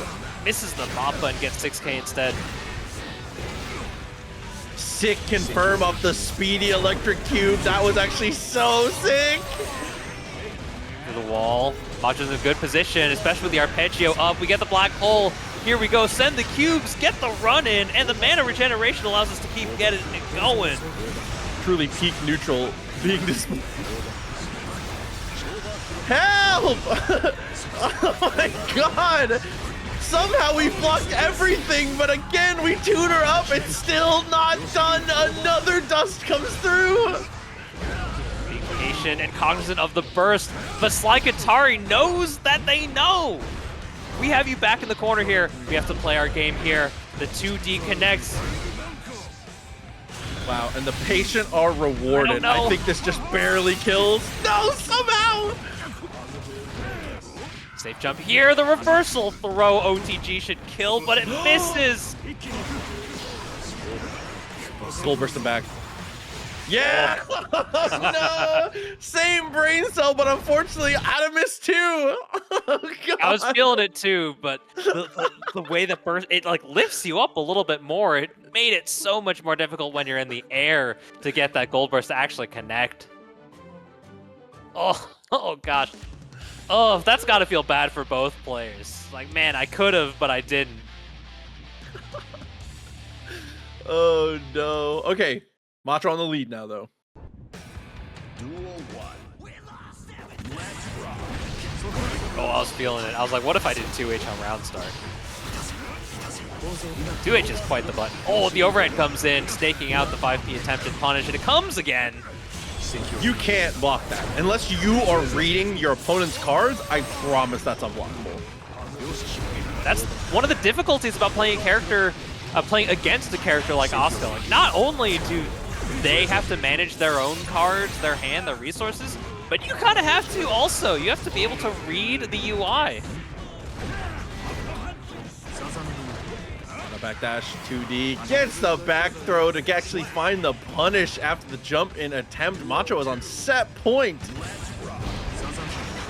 Oh, 5K catches the Mappa on round start. Low committal, but still able to just hold that stop sign. The 6K comes out. I gotta believe that's a Mappa attempt. Yeah, I'm coming through, by the way, with the resub 11 months. Thank you very much. Oh no, Big Red comes through, as we said before, misses out on the timing of the press though. So now it's gonna be stuck in the corner, and even with the good tech, it's forced to burst.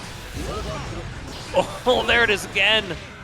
The mass drop, but here's the throw to seal it. Macho is gonna move on to winners finals down because that health bar is about to go deleted to 0. A character like Jacko, she's gonna melt. But Jacko also has the potential to put Nagoriyuki in some situations that I wouldn't wish on my worst enemy. Obviously, Jacko is able to apply a massive amount of pressure of her own. And potentially in situations where if you get into high blood and there's a minion at your feet and a minion in Jacko's hand, you kind of just have to take a risk to mash to try and clear minions, which is never a good feeling, especially when you're taking the extra damage. Sort of the nature of a character like Jacko, being able to have the minions on screen to occupy space in combination of using those minions to turn little openings and situations into pressure, as well as if you're trying to deal with them by putting those hitboxes out to contest, then Jacko players, if they can really key into it, they're able to put out the defense command or just absolutely running through and punishing you. But what a full send on the far slash series. Oh no, and Fukio'd forward there, reading some kind of option to try and get back to the ground. That one little misposition, unfortunately, TYL tries to take an inch and unfortunately gets sent a mile full screen. I'm very prescient of you, Proxy. Like, exactly what you were talking about just happened in the previous round. Yeah, like, you know, I mean, truly, that's just like the game plan for Jacko, right? If I'm in front of you, if I can get aggressive, obviously I want to run game with the minions, but if you get to hold that thought, I don't know how we are here. No, we're not blocking. Oh man, looked like a safe jump, but unfortunately, Joe Brownie, slight miscalculation. Oh, not quite dead. Never mind. TestYourLuck maybe playing around wall stick, not wanting to give Joe Brownie some extra resources by giving him a situation to just get a 50-50 to make sure we move into the third round with optimal settings. Slow slash for the knockdown, with the jump in, trying to use FD to buy some room here as the blood gauge continues to grow. Let's get the jump away, and yeah, that repositions all it takes, especially with a minion behind you, it just can't get worse. Dude, the screen pull to bring the minion right behind your opponent is devious. Every time it happens to me, I'm like, man, you're just better than me for doing that. Oh no, Elysium Driver. Set us up well. Positive bonus is going to be a big difference maker here, but TYL, opportunity to go for a burst option if we so choose. Oh. All right, listen, and we do choose. Gets that one hit, spends the RC. I really appreciate as well being able to utilize the White Wild Assault in moments like that too. Just trying to blast through the minions as quick as possible. Yeah, you're just not safe at that range. Overhead low, you're not safe.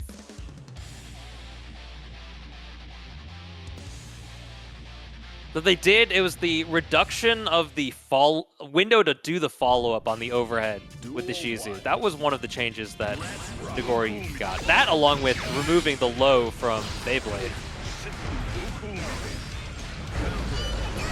Oh. Like -1, -2 kind of situation. Joe Brownie being a little bit overzealous. TestYourLuck burst, then back to the corner.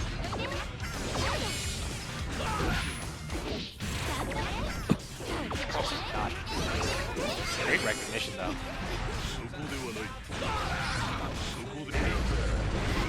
Oi, just and just because clean follow-up with the command throw to actually end the round this time, the BSU. You get to keep the Vampire still going here in top 8. Same side here, minions trying to apply the pressure How when they did can. that not hit her? I don't know. I was gonna move it along, but I truly don't know. 3K Okay, 2D, snaking it through. Able to get under, but here comes the reversal super. Test your luck, able to make it. Oh, but the cancel, because we hit the minion, we can still turn it into a super. Duel 3. Elysium Driver in response works out perfectly there as we find the cross up, but Beyblade out of hit stun to actually secure our initial knockdown. Joe Brownie doing a pretty good job of just fuzzying out when they can. Unfortunate counter hit though, pressing just unfortunate at the wrong time. Here comes the TYL offense. 5H actually clashing. Great use of the defense command as well. Oh no. Here comes the throw to seal it. Test your luck now 2-0 currently. Joe Brownie has to fight back. I mean, adjustments definitely required here, and I feel like a lot of it just comes down to TYL is just betting correctly a lot of the times.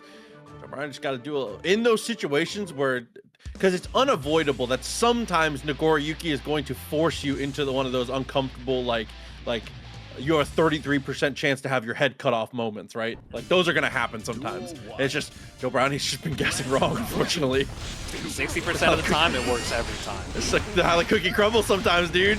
Like right there, you block that clone, there is a 33% chance you just die. But luckily we have the burst this time. Oh, decapitation here. Not quite. Oh, maybe actually connected to super. OTG, not enough. Oh, but we get to unload here. TestYourLuck still gets the connection here, set point. Yeah, match back on 6P, beautiful choice.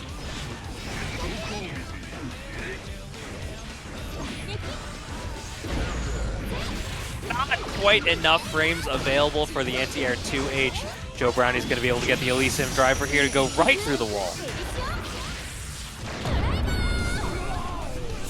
Okay. About a third of the life left over still. Look, Gage just barely creeps into 2 as we use the RC, but miss out on the second 2H. Doesn't matter though. 6H, excuse me. Here's the long-range game plan. Not a lot of blood to work with. Elysium Driver, that's definitely going to be killing. High blood. Yeah, that's kind of what we're looking for there. A minion set up behind Nagoriyuki. Nagoriyuki, big whiff on the 2H commitment. And attack command into the follow-up. Pretty easily follows. Simple confirmation, keeping it nice and stable. Able to move to the corner, but the reaction against the Fukyo forward, Joe Brownie, stuck against the corner, is going to send TYL through now.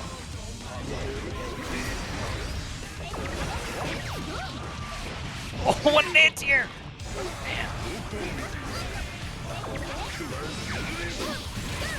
Again, burst comes out, but the RC bait. Joe Brownie is going to get some damage on. High blood, you got to watch out.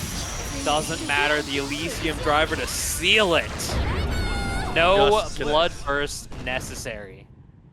Yeah, that's the worst part too, is that even if you survive that, just no chance to be able to get back up and fight.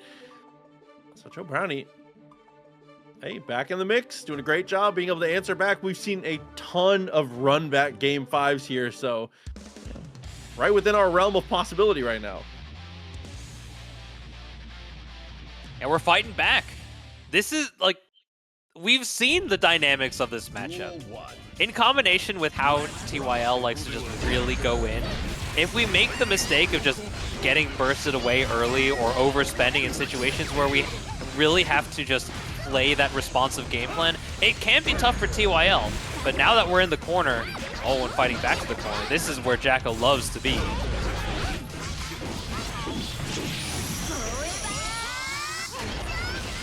Hey, off the driver. Still pretty decent as far as life totals go. It's going to be a 2-touch situation. And I like that. Just mash the backdash on that situation. Don't want to deal with the shimmy, which is where Joe has found a ton of hits in the earlier sets. Oh my god. And we just got right out of dodge there. Low-key, though, we need that. Joe, even though it didn't work, the next situation afterwards, I appreciate that we have to go for that reversal super sometimes. It hasn't really been happening very much at all for Joe this set. And Joe Brownie just really loving that attempted fuzzy out, but TestYourLuck is just so keyed into it right now.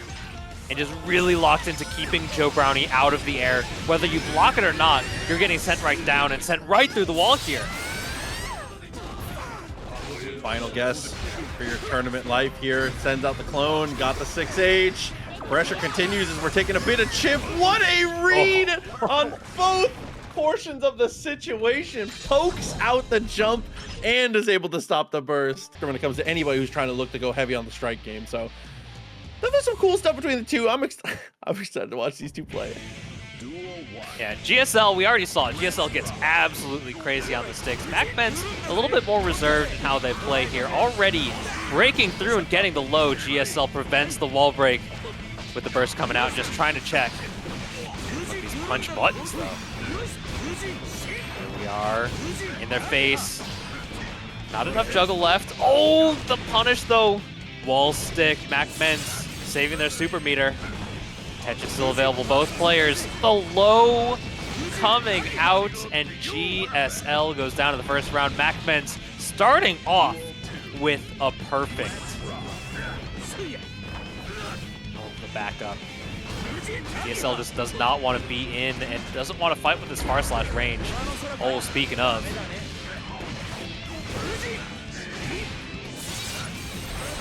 Dog, that was so much damage! Dude, Leo has health, but man, where'd it go? Able to catch. 50% for MacMens. Burst coming out for GSL means there's no defense available. But the flash kick coming out, we're going to be able to get through the wall if we want. The burst from MacMens allows us to restabilize back in neutral.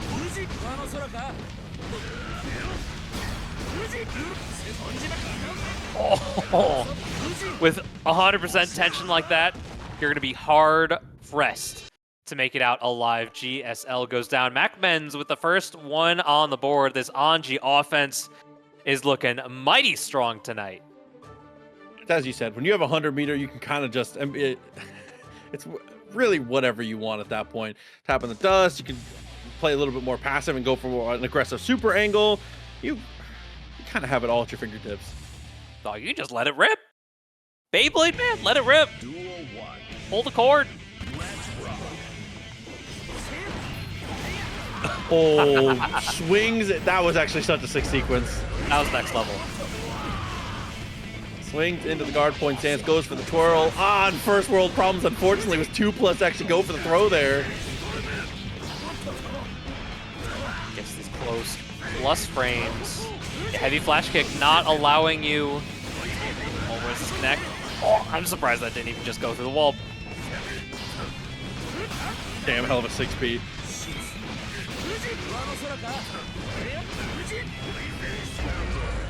Oh no. I think MacMens is keyed into the crazy here.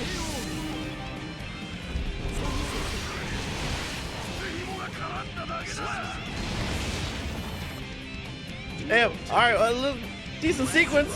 MacMens is looking incredibly strong, has been ready at every single turn for all the potential tricks here from GSL. Patient play. Oh, they're interacting. When the guard point and the auto spin through interact.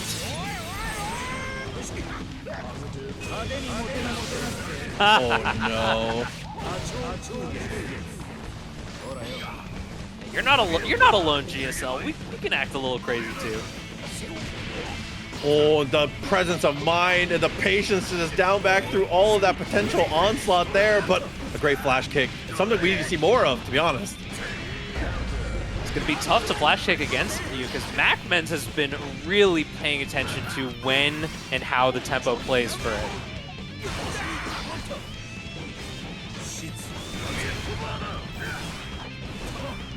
Oh no, the 2D!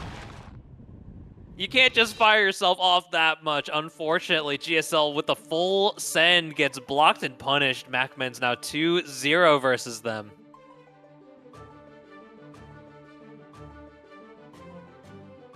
Oh no, GSL. Major adjustments must be made here. MacMens is playing it so strong top to bottom. Genuinely, all sequences. Feeling completely within his favor. little bit of bob and weave coming out. We're able to get the almost punish. The entrance of the guard point still gets clipped with the low 2K2D. Now burst out. We're in the mix.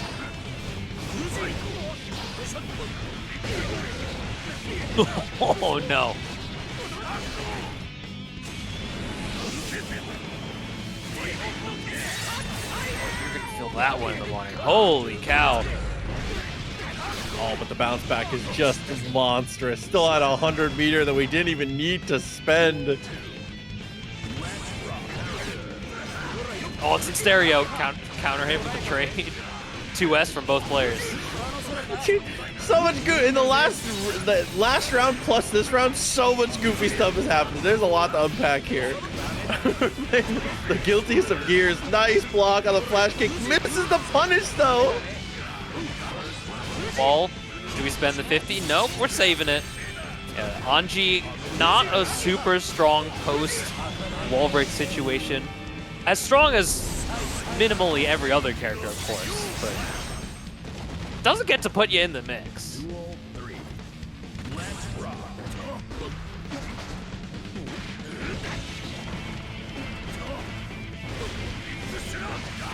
Oh, fuzzied out and punished.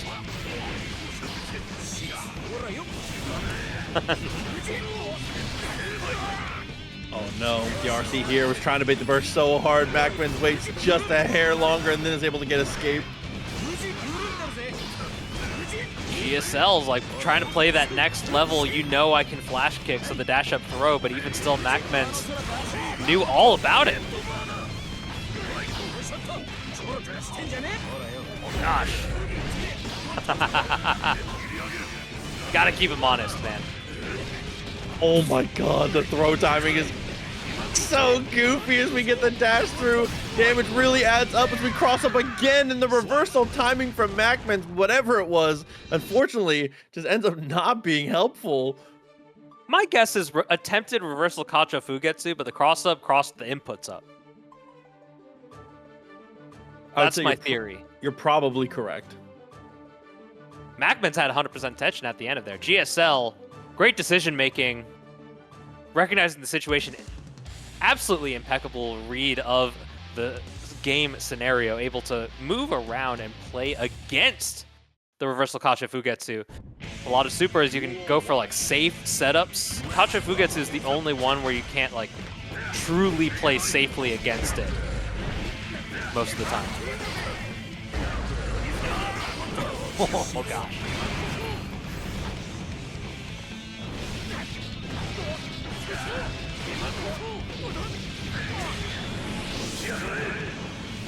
Once again, oh, life bar. Taking an absolute beating here. Cross up potentially. No, it's just this. Once again, no pickup super. And MacMens just installed it for later at the end of the last round.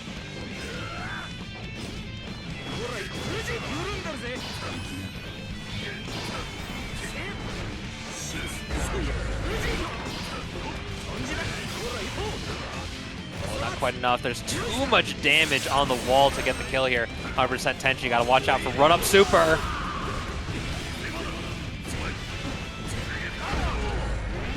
Oh, no! Burst comes out. This is a preservation attempt. No RC. No wild assault.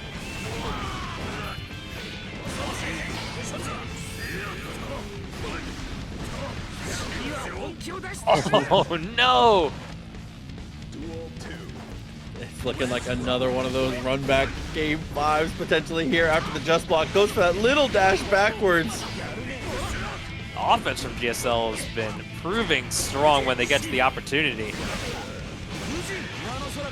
Oh god. Attempted 2D RC, just getting caught on the interrupt.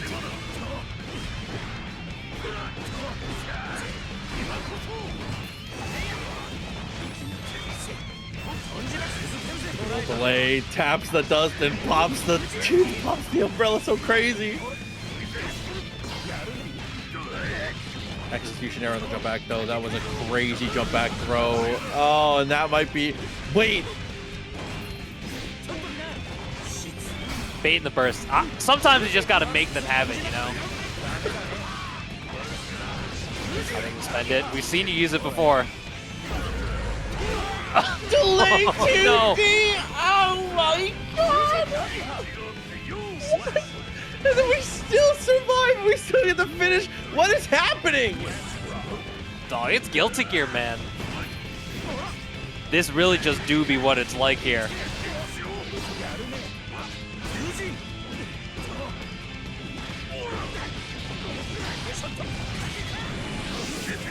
Oh no! GSL's just in and staying in.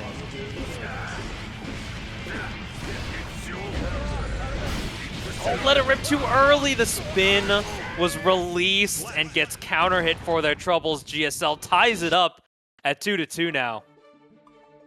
A generational bounce back to keep this even somehow. These two are both playing so crazy. Like, it's neck and neck, man. They're truly fighting. perfect. It's truly perfect. It's tooth and nail. That's what it is.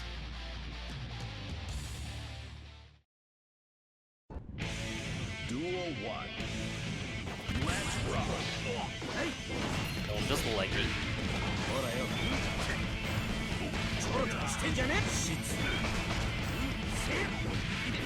Oh no. Quick little burst option there. Gets us into the DP. Nice tag and a better twirl, but too far in the 2K2D.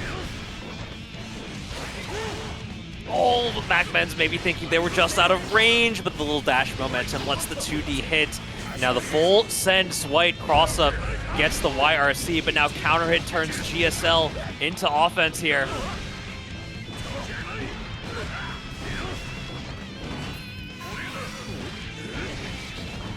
No.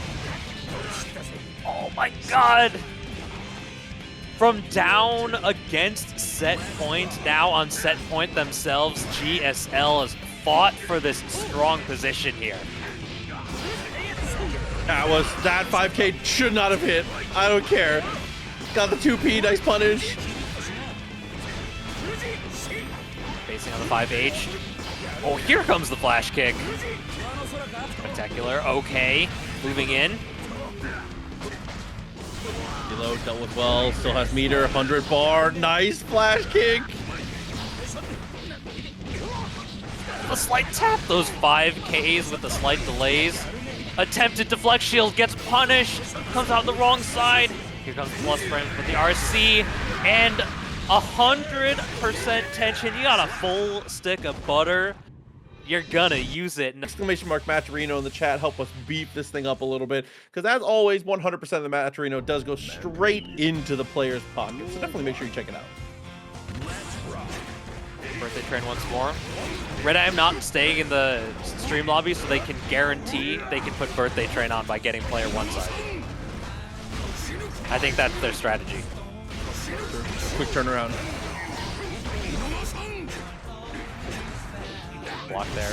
Lots of blood for TestYourLuck, making these damage doing tools dealing so much more with every single hit.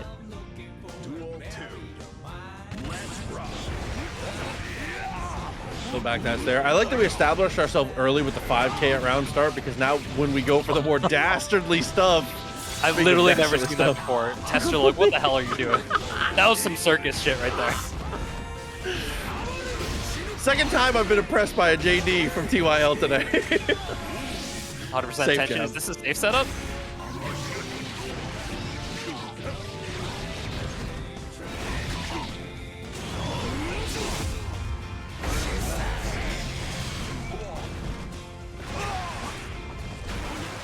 Oh, and I like that. Just Beyblade it in, recognize that you kind of had to risk it all for the moment there, but in the end, Red is able to get the punish and bait out the secondary situation as well. I was expecting just throw. Yeah.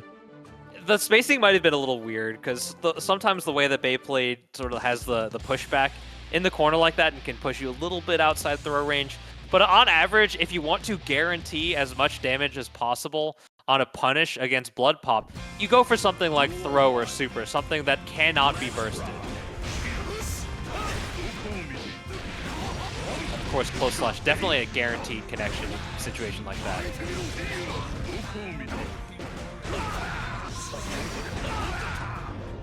Could be a lot of blood returning here for TYL.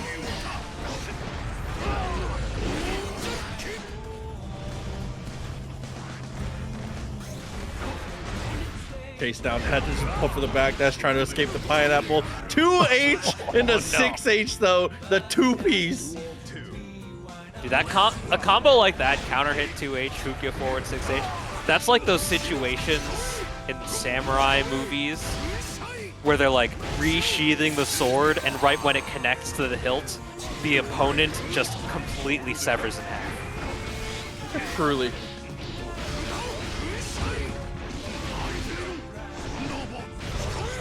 Oh, this is gonna hurt. 5D! Oh no! It feels like TestYourLuck has to work so much harder for these victories. Goldlewis is the kind of character that, like, once they get in, they leverage the Behemoth Typhoons and the Guard Crushes to a victory so much more frequently than a character like Nagoriyuki, especially now that he's lost his overhead low and he has to rely on strike throw for a lot of the true mix-up. But counterpoint, do you see how big that red bar was when Red got hit? Oh, got the jump over though. No, I agree for sure. As 2H to get that little punish. Oh, you gotta hold down back here. This is a blood pop. Pain. TYL just really wants to get those all or nothing. I can 50-50 you here just to get the kill, but unfortunately, RedIAmNot is laser focused on those situations, is able to block it out.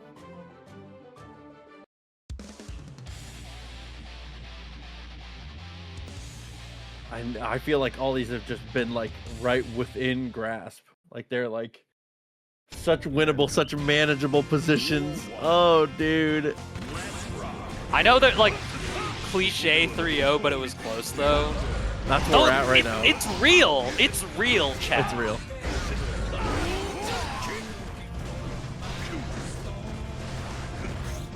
Just jumping away, making space. Love these little FD buffers as we're trying to dash forward. 2H wins the day though. Oh, these characters are so heavy, they make the screen shake the entire time. Oh, he did it again. That's such a cool sequence. I like that so much. You're just never expecting it. Ooh, and a hell of a read at the round start. The jump back completely beats out the White Wild Assault. That's a quick 40% of your health bar just deleted. Oh no!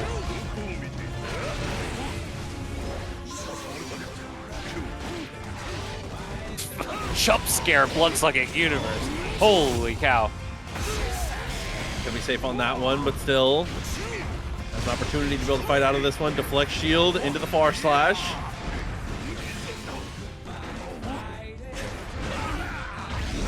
Some blood back on that one. Spends the Wild Assault. We're not going to be very safe, and we're not safe from the overhead. There's the sever. TestYourLuck puts the game up. It's been every set. I feel like it's like 2-0 into 2-game run back into coin flip. Has just been like the vibe all night. I mean, every single one. We have no 3-0s in top 8 so far. We only have a few 3-1s, but they're fighting back. They're slobber knocker in. They're boxing. See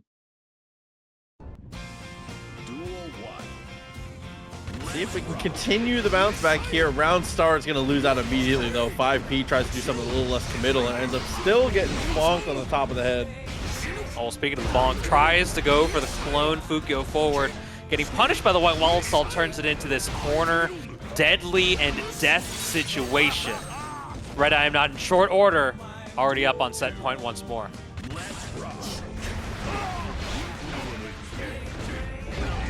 Early and big spend.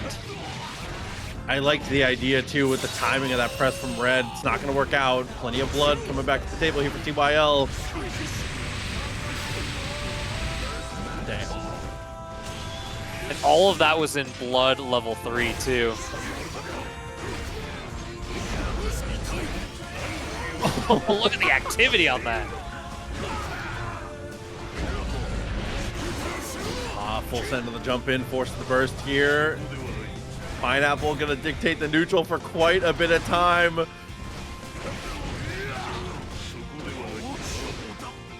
Oh gosh. 5D is so big. And I really appreciate us just going to the 2S there. If your opponent's gonna go for those weird dash blocks, just tap the 2S, see if you can get the right timing. It's well worth it. TestYourLuck trying to get those spacing trap situations. Big counter, it's gonna allow for an offensive posture here for Red. Oh, and once more. Spear cancel. Yeah, no posture, only pain. Whoa. Overhead connects with the meat tenderizer.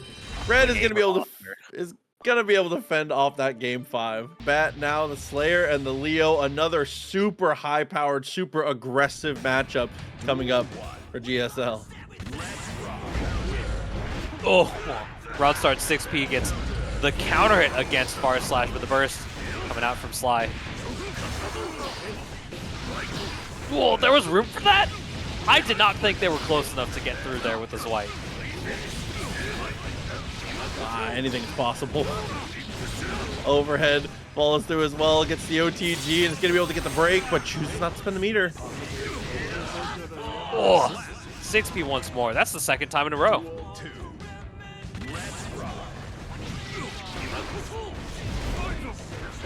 Oh my god. ggst Legend, you are an absolute nut. I do not understand the decision-making process at which you play this game with, but something has got to be working correctly for you.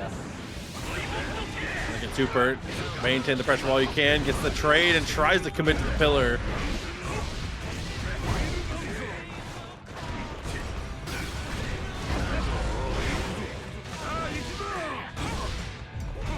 Yet. No. Slayer does not get a safe jump that's safe to 9-frame reversals after a wall break like this.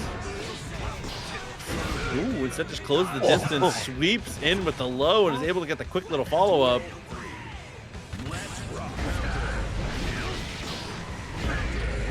The 5H comes out, just out of range for the clear -2, despite the instant block. But the reversal splash kick comes in and gives GSL offense here. BSU after the BRC. Oh, see, that is the extra sneaky stuff. Is nobody ever goes for the BRC slowdown to set up for fuzzy stuff and then goes for the low. Nobody's ever said check this out and then does a basic low. Yeah, every time I say, hey, watch this, I mess up my setup. Yeah, I die. Pillar in the attempted follow. What a chase that with the back turn. Oh my god. The dandy step got right out of range for the big back turn guard crush kick. Everything about the last 5 seconds of that was... Oh, you're insane. You're crazy. God. How did you pull this off? Oh no.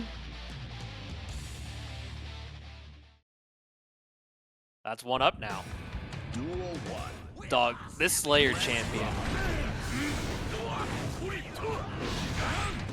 Paying the bill so far. OTG with the dash up. Finds a throw. Next Slayer. Boy, flash kick. Yeah, you don't have to worry about that.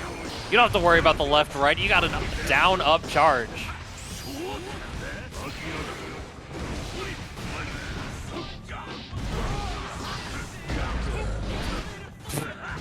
Okay.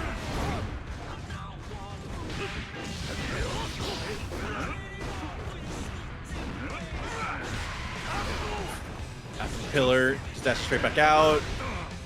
Trying to play footsies. Yeah, ends up working out. We got the overhead. We're weaving it out a little bit. Damage here. Going for the back turn, super. I think it was definitely gonna kill. Given slykatari, maybe a bit of extra. But definitely going for the guaranteed as well. Oh, unfortunate drop there.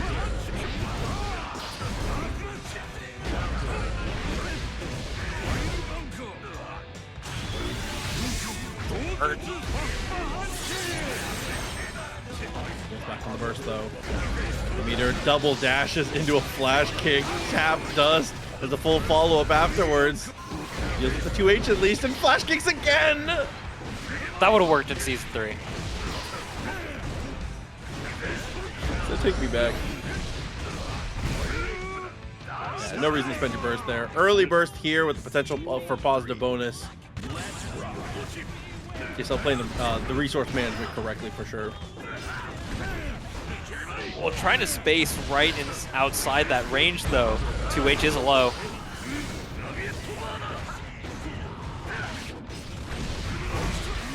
Whoa, what a confirm, too.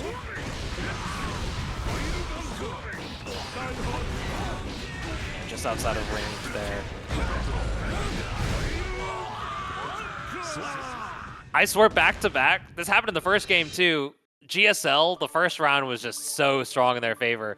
And then the next two, allowing for slykatari to get the comeback. And now 2-0 means that slykatari only needs to win one more to meet RedIAmNot in loser semifinals. This has just been truly, what a very good night. I'm watching this one just as a fan, almost. I'm just 2H. Queuing up GSL for a stream match is a guaranteed way to make your cheeks hurt. You know what I'm saying? Followed up with a flash kick. Able to go in with the RC.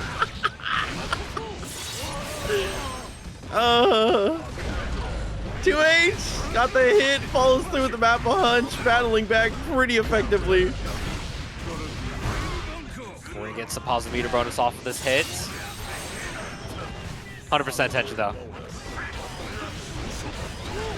Rare footage of GSL not doing just straight up super. To their detriment here. Map punch, spaced well. Oh. Yeah. Oh.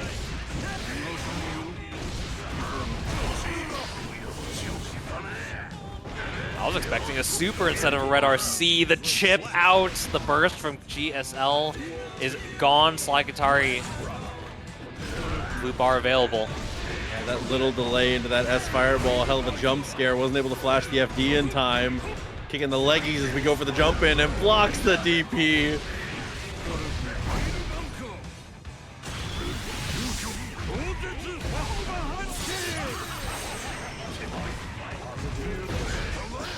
Oh, slam dunk right on the head.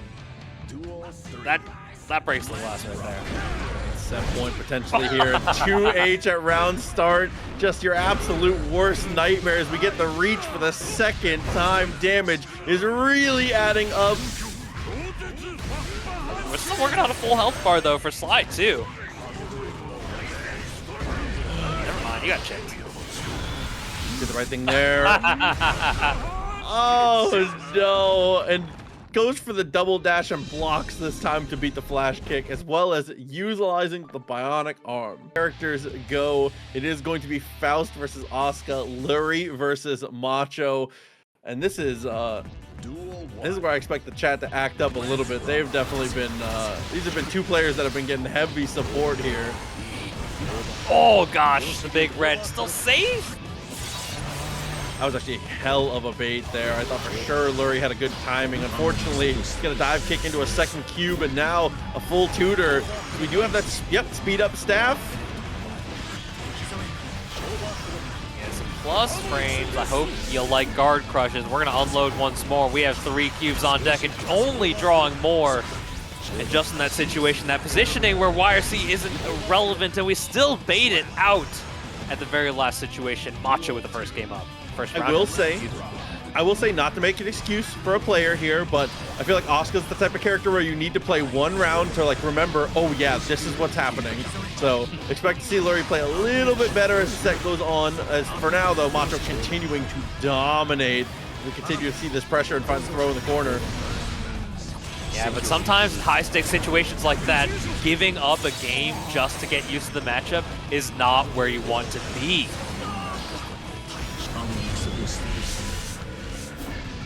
Oh, 2 arpeggios. Doubles up, double Oh, cue no. with the gravity behind it, and you're forced to wire. At that point, you just press a system mechanic and pray. So respect for Lurry, but that's an easy game 1 for Macho. It's just simply the nature of the game we play. Sometimes you just get put into a situation and you gotta guess. You gotta guess. And you and I, Proxy, we know. As versus game players, sometimes you just gotta pick a direction and pray. Anime players definitely get put in that situation as well. And Guilty Gear, as a legacy game with lots of BS in its history, sometimes you just gotta pray. Truly, a lot of times that ends up being your best decision. Is just like, all right, let's try and figure this out. I'll do my best. Yeah, your best defense is, man, I shouldn't have been here in the first place. Poke, re-ups on the cards, back in business.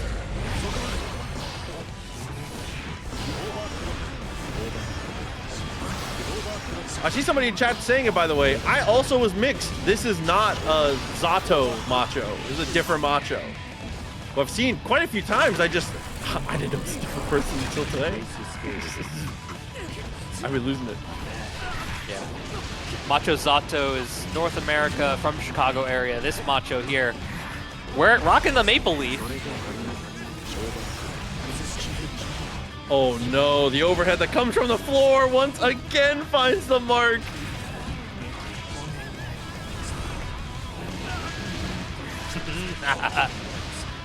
Forcing stand on the guard crush means that it's so much easier to get that mix.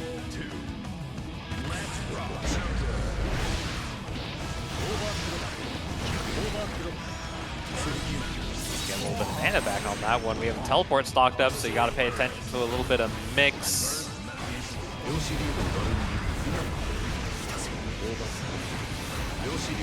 Oh, it's so high up though, but with the momentum on the arpeggio, you kind of just have to play that patience, wait for it to run out. I definitely appreciate the timing on the poke here, as well as, unfortunately, the bomb gets forced straight back with all the cubes everywhere.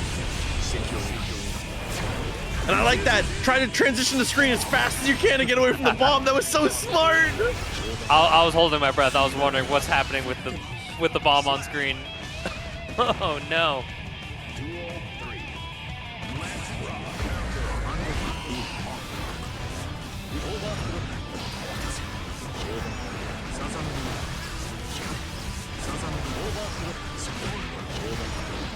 This is gonna be tough to deal with. Macho's looking so strong right now.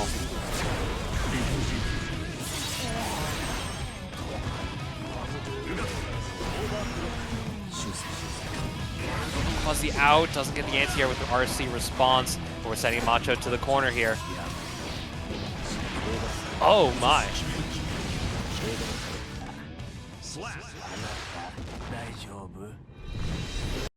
Two up on the board. Lurry's fighting though.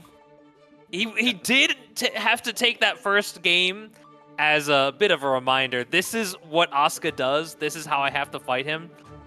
But we're already down 0-2. Do we have the time to even adapt and find success? I'm not sure if we're going to be able to get the bounce back that we need here.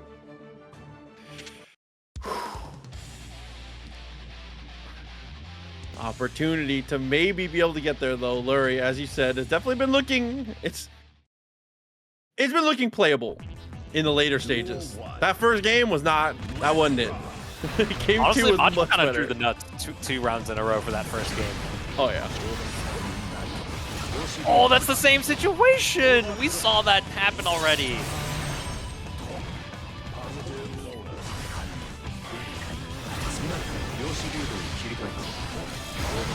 Oh, slides past to be able to pick up the donut, as well as be able to drop the overhead. Lurry kind of in shambles here as the round goes on. Macho working on a damn near that is the only reason that is not a perfect, is because we needed to recharge with how often we were able to shoot. If you're playing Asuka and you got a perfect, something had to go wrong somewhere. It's like, how did this go wrong in such a right way?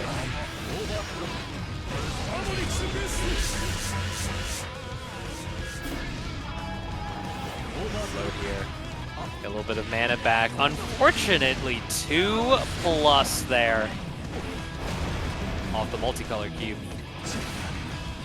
Has reset at 6p off the clash. Finds the low and keeps the pressure up.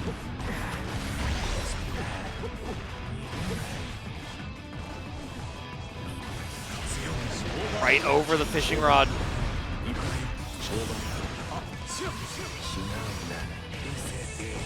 I like that PRC up, just in case there was any shenanigans going on below him here. Uses 5k and kicks some of the cubes out of the way. You might just die for this. You're gonna put out as many cubes as possible. First available, able to make it out. Misses the J2K. 100% or 50% tension for Macho though. Oh no, and uses the red RC, able to catch the burst coming out from Lurry. Your food, okay? Come on. Loser semis. All right, Goldlewis and Slayer. This is sort of like there are two wolves inside of you kind of match, Yes. kind of characters. Because every Slayer player that I knew who played Slayer in previous Guilty Gears, before Slayer came out, they played Goldlewis. True, actually.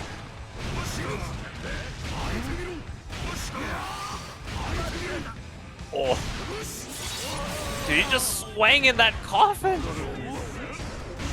Slide in, missed out after the dash forward, doubles up, just swings through. Security get.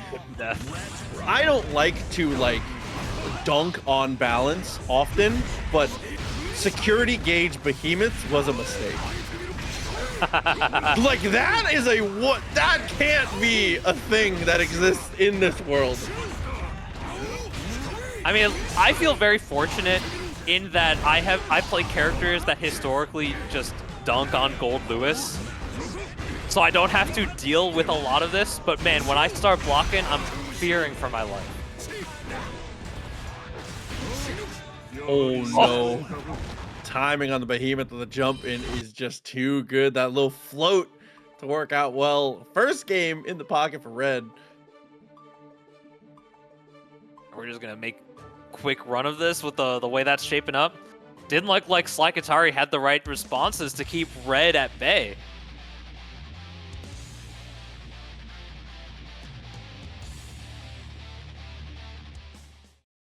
Sly be able to bounce back the way that we know that they can. Right off the start, tries to go for the 2H. Perfectly counterplayed there from RedIAmNot. At the very least, slykatari on player one side means that Red has the debuff of not having birthday train. True. Truly a generational situation.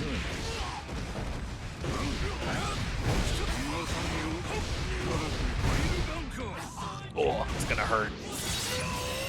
Yeah, not getting much butter here.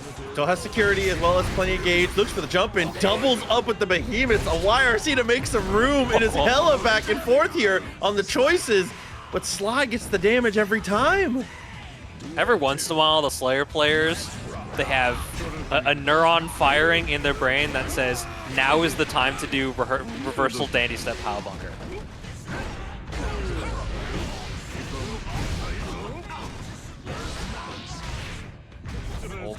Trying to go for a little bit of burst safe situation. We get a little bit of a mix-up going on. Let's see what Red goes for. Great IB there.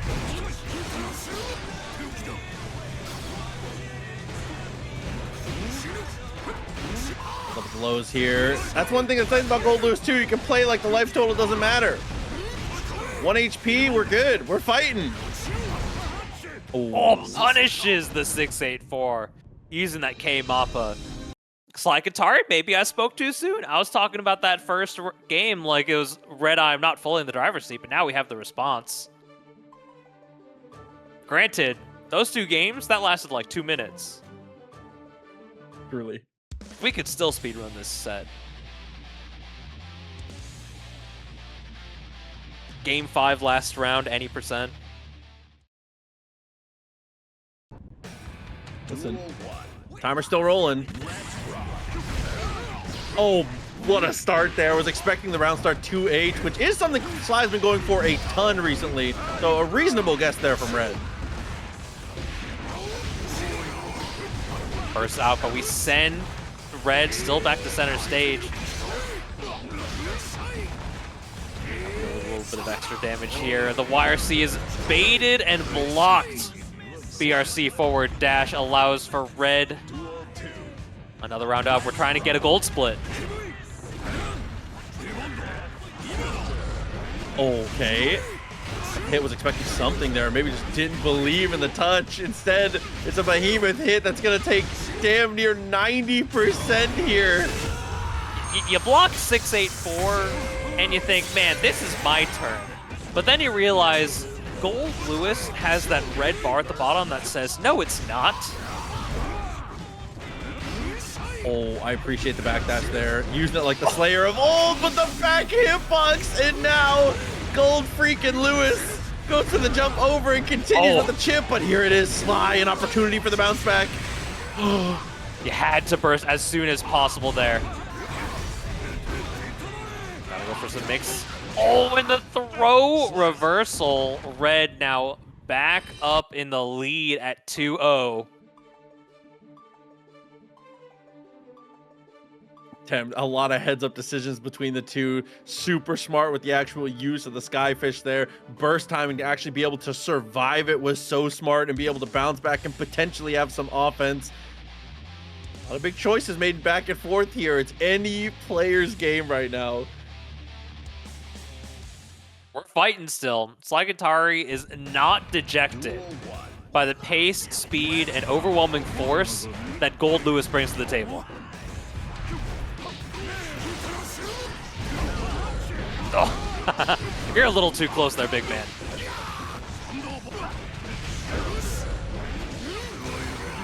Oh, even tap the FD on the jump there to try and bait it out. Well, unfortunate drop. Misses the reverse hit there. Oh, you're dead. And just like that, situation's pretty much solved.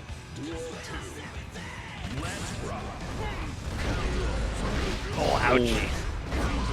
Dash forward, dash back into the 2H. Love that as well as the sweep of the legs. Close slash for the follow-up twice in a row here. Oh, this is really tough for Red. One hit though, and we're back in it. This is free gold burst situation, still saving it.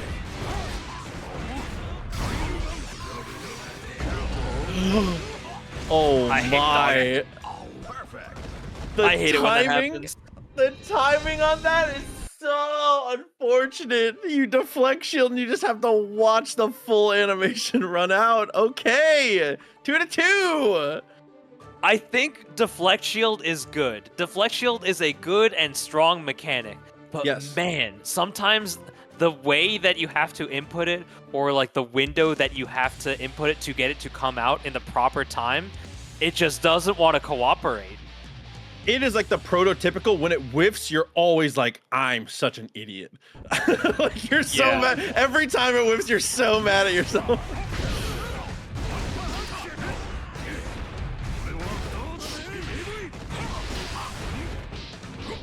It's blocking.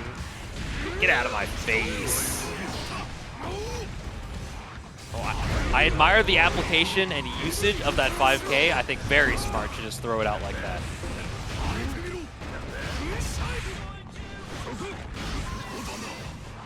Sly just backing off of the after the Hand of Doom. It is -4, even on hit.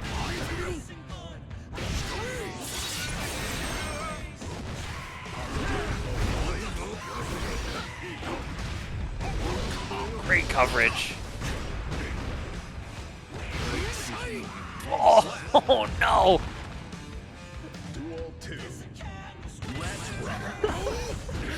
Whips out, whip for the dashboard. 2P finds a knockdown. Hell of a start as well as the cross up. Spectacular block there on the 862. Goldberg's not in range.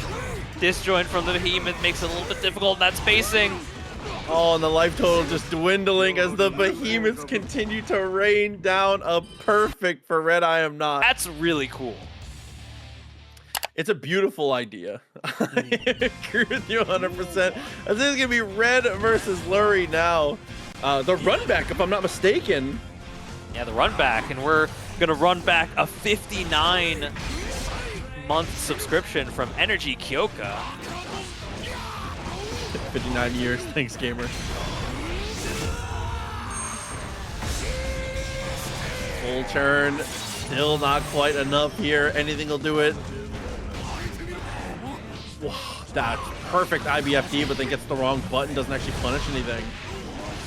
Shout out to Meteors, man. Oh god. Well, shout out to Slack coming through with the raid as well. Great placement today, gamer. Glad to see you doing so well. Hopefully we can see you again soon. Red maybe a little antsy on defense there, trying to escape a throw attempt, gets caught by the 2K, and it turns into a wall break. Lurry is going to regain resources.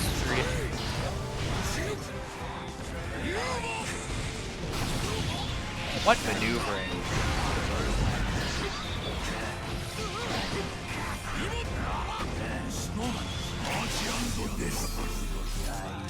Yep, RC forward, recognized the situation, just went for the jump, knowing the throw was the optimal way to avoid it. Combo with the run there.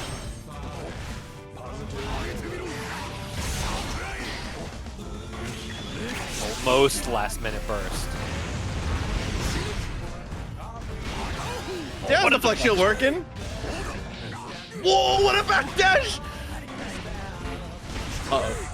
Uh-oh. Get it away!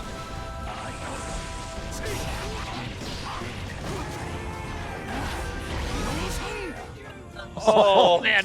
Dog, I was holding my breath. There was so much going into that. Every single item pull was such a big deal there because depending on what got pulled, situation was going to get messy. That was so smart from Red to recognize, though. White Wild Assault was the win condition for the ending spots there. Absolutely impeccable patience and wherewithal to understand the current game situation, honestly, from both players. Like, Lurry not getting antsy in the corner, not getting impatient when RedIAmNot is on offense, as well as Red being able to respond to the items. We talked about this in their first set when we watched them like an hour ago. That was Jack in chat, by the way. Registration is closed, but next week's registration will be open soon. Oh, man. Oh, items galore. Use the bomb to push it all the way across. Guard crush imminent here as we do manage to find the trumpet for ourselves. Oh. Just flashing the green bubble. Honestly, shades of Exert Faust with that. Oh, get back down.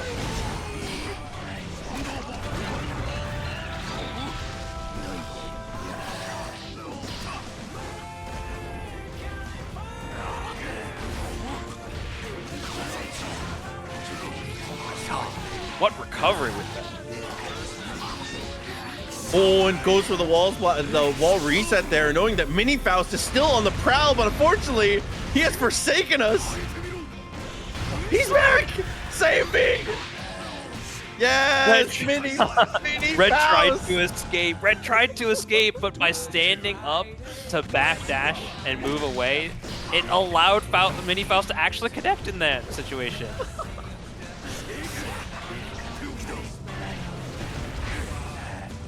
Okay, decent block there. As well as the hammer to actually force out, make sure that the Afro is applied, as well as not having to block any kind of mix-up after the pineapple. Oh, the anti-air with the 684 there.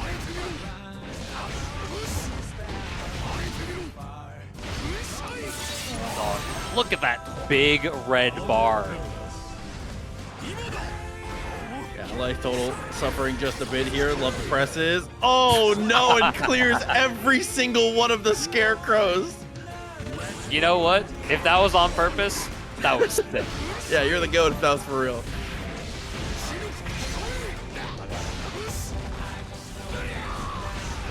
the other side. The backdash caught by the 486, and now we're gonna do so much damage. Not close enough for the wall wall bounce. We'll give them the ashy elbows to seal it up. RedIAmNot now up 2-0, but this is exactly how it started in their previous meetup. That's true. It was 2 games solidly in Red's favor, and Lurry dug deep and ran 3 games back that were a hell of a. It was 3 of the best consecutive games I've watched in a TNS in a very long time. So it was a show, but potential for that to happen again. Red, though, is a seasoned TNS late bracket player. Lurry's definitely had a few top 8 showings on their own, but this is the point where you start to slow down. You gotta have that. You gotta have the energy to play the long tournaments, the long sets.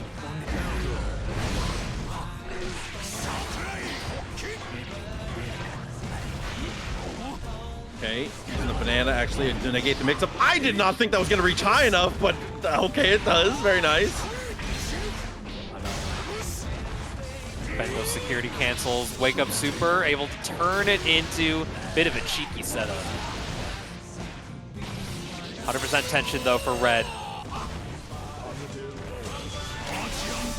Can't RC blue wild assault or white wild assault on block. Yes, though, genius. No, the leggy's up. Oh no! I saw the 2K. He had his leg above his head. Oh god. I think the nature of the really slow startup, I think that was 720 and not the 1080, makes it so that you can't just straight safe jump without second guessing yourself.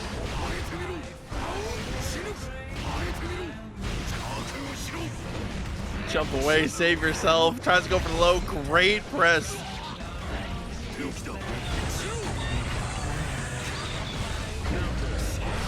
Oh, I lost track of the bomb there. Yeah, I was gonna say, fully left my vision. It's like we're out. Ooh. Oh no, gets bombed by himself though. Behemoth into the dash up, and it's just not getting better. Lurry with definitely a good opportunity, a good play top to bottom, but Red is just a little too strong in the end of it. All right, so it looks like, unfortunately, and I only say unfortunately because I would love to see more games. It looks like, unfortunately, El Macho is actually going to end up DQing. There are some things that have come up, unfortunately, some issues. So there is going to be a DQ. They are not being DQ'd by the tournament staff. This is an opt-out DQ on their part. So RedIAmNot is going to take the victory here after the unfortunate personal DQ of Macho. I'm definitely very sad about that one, but yeah, Red is actually going to be your winner on this one.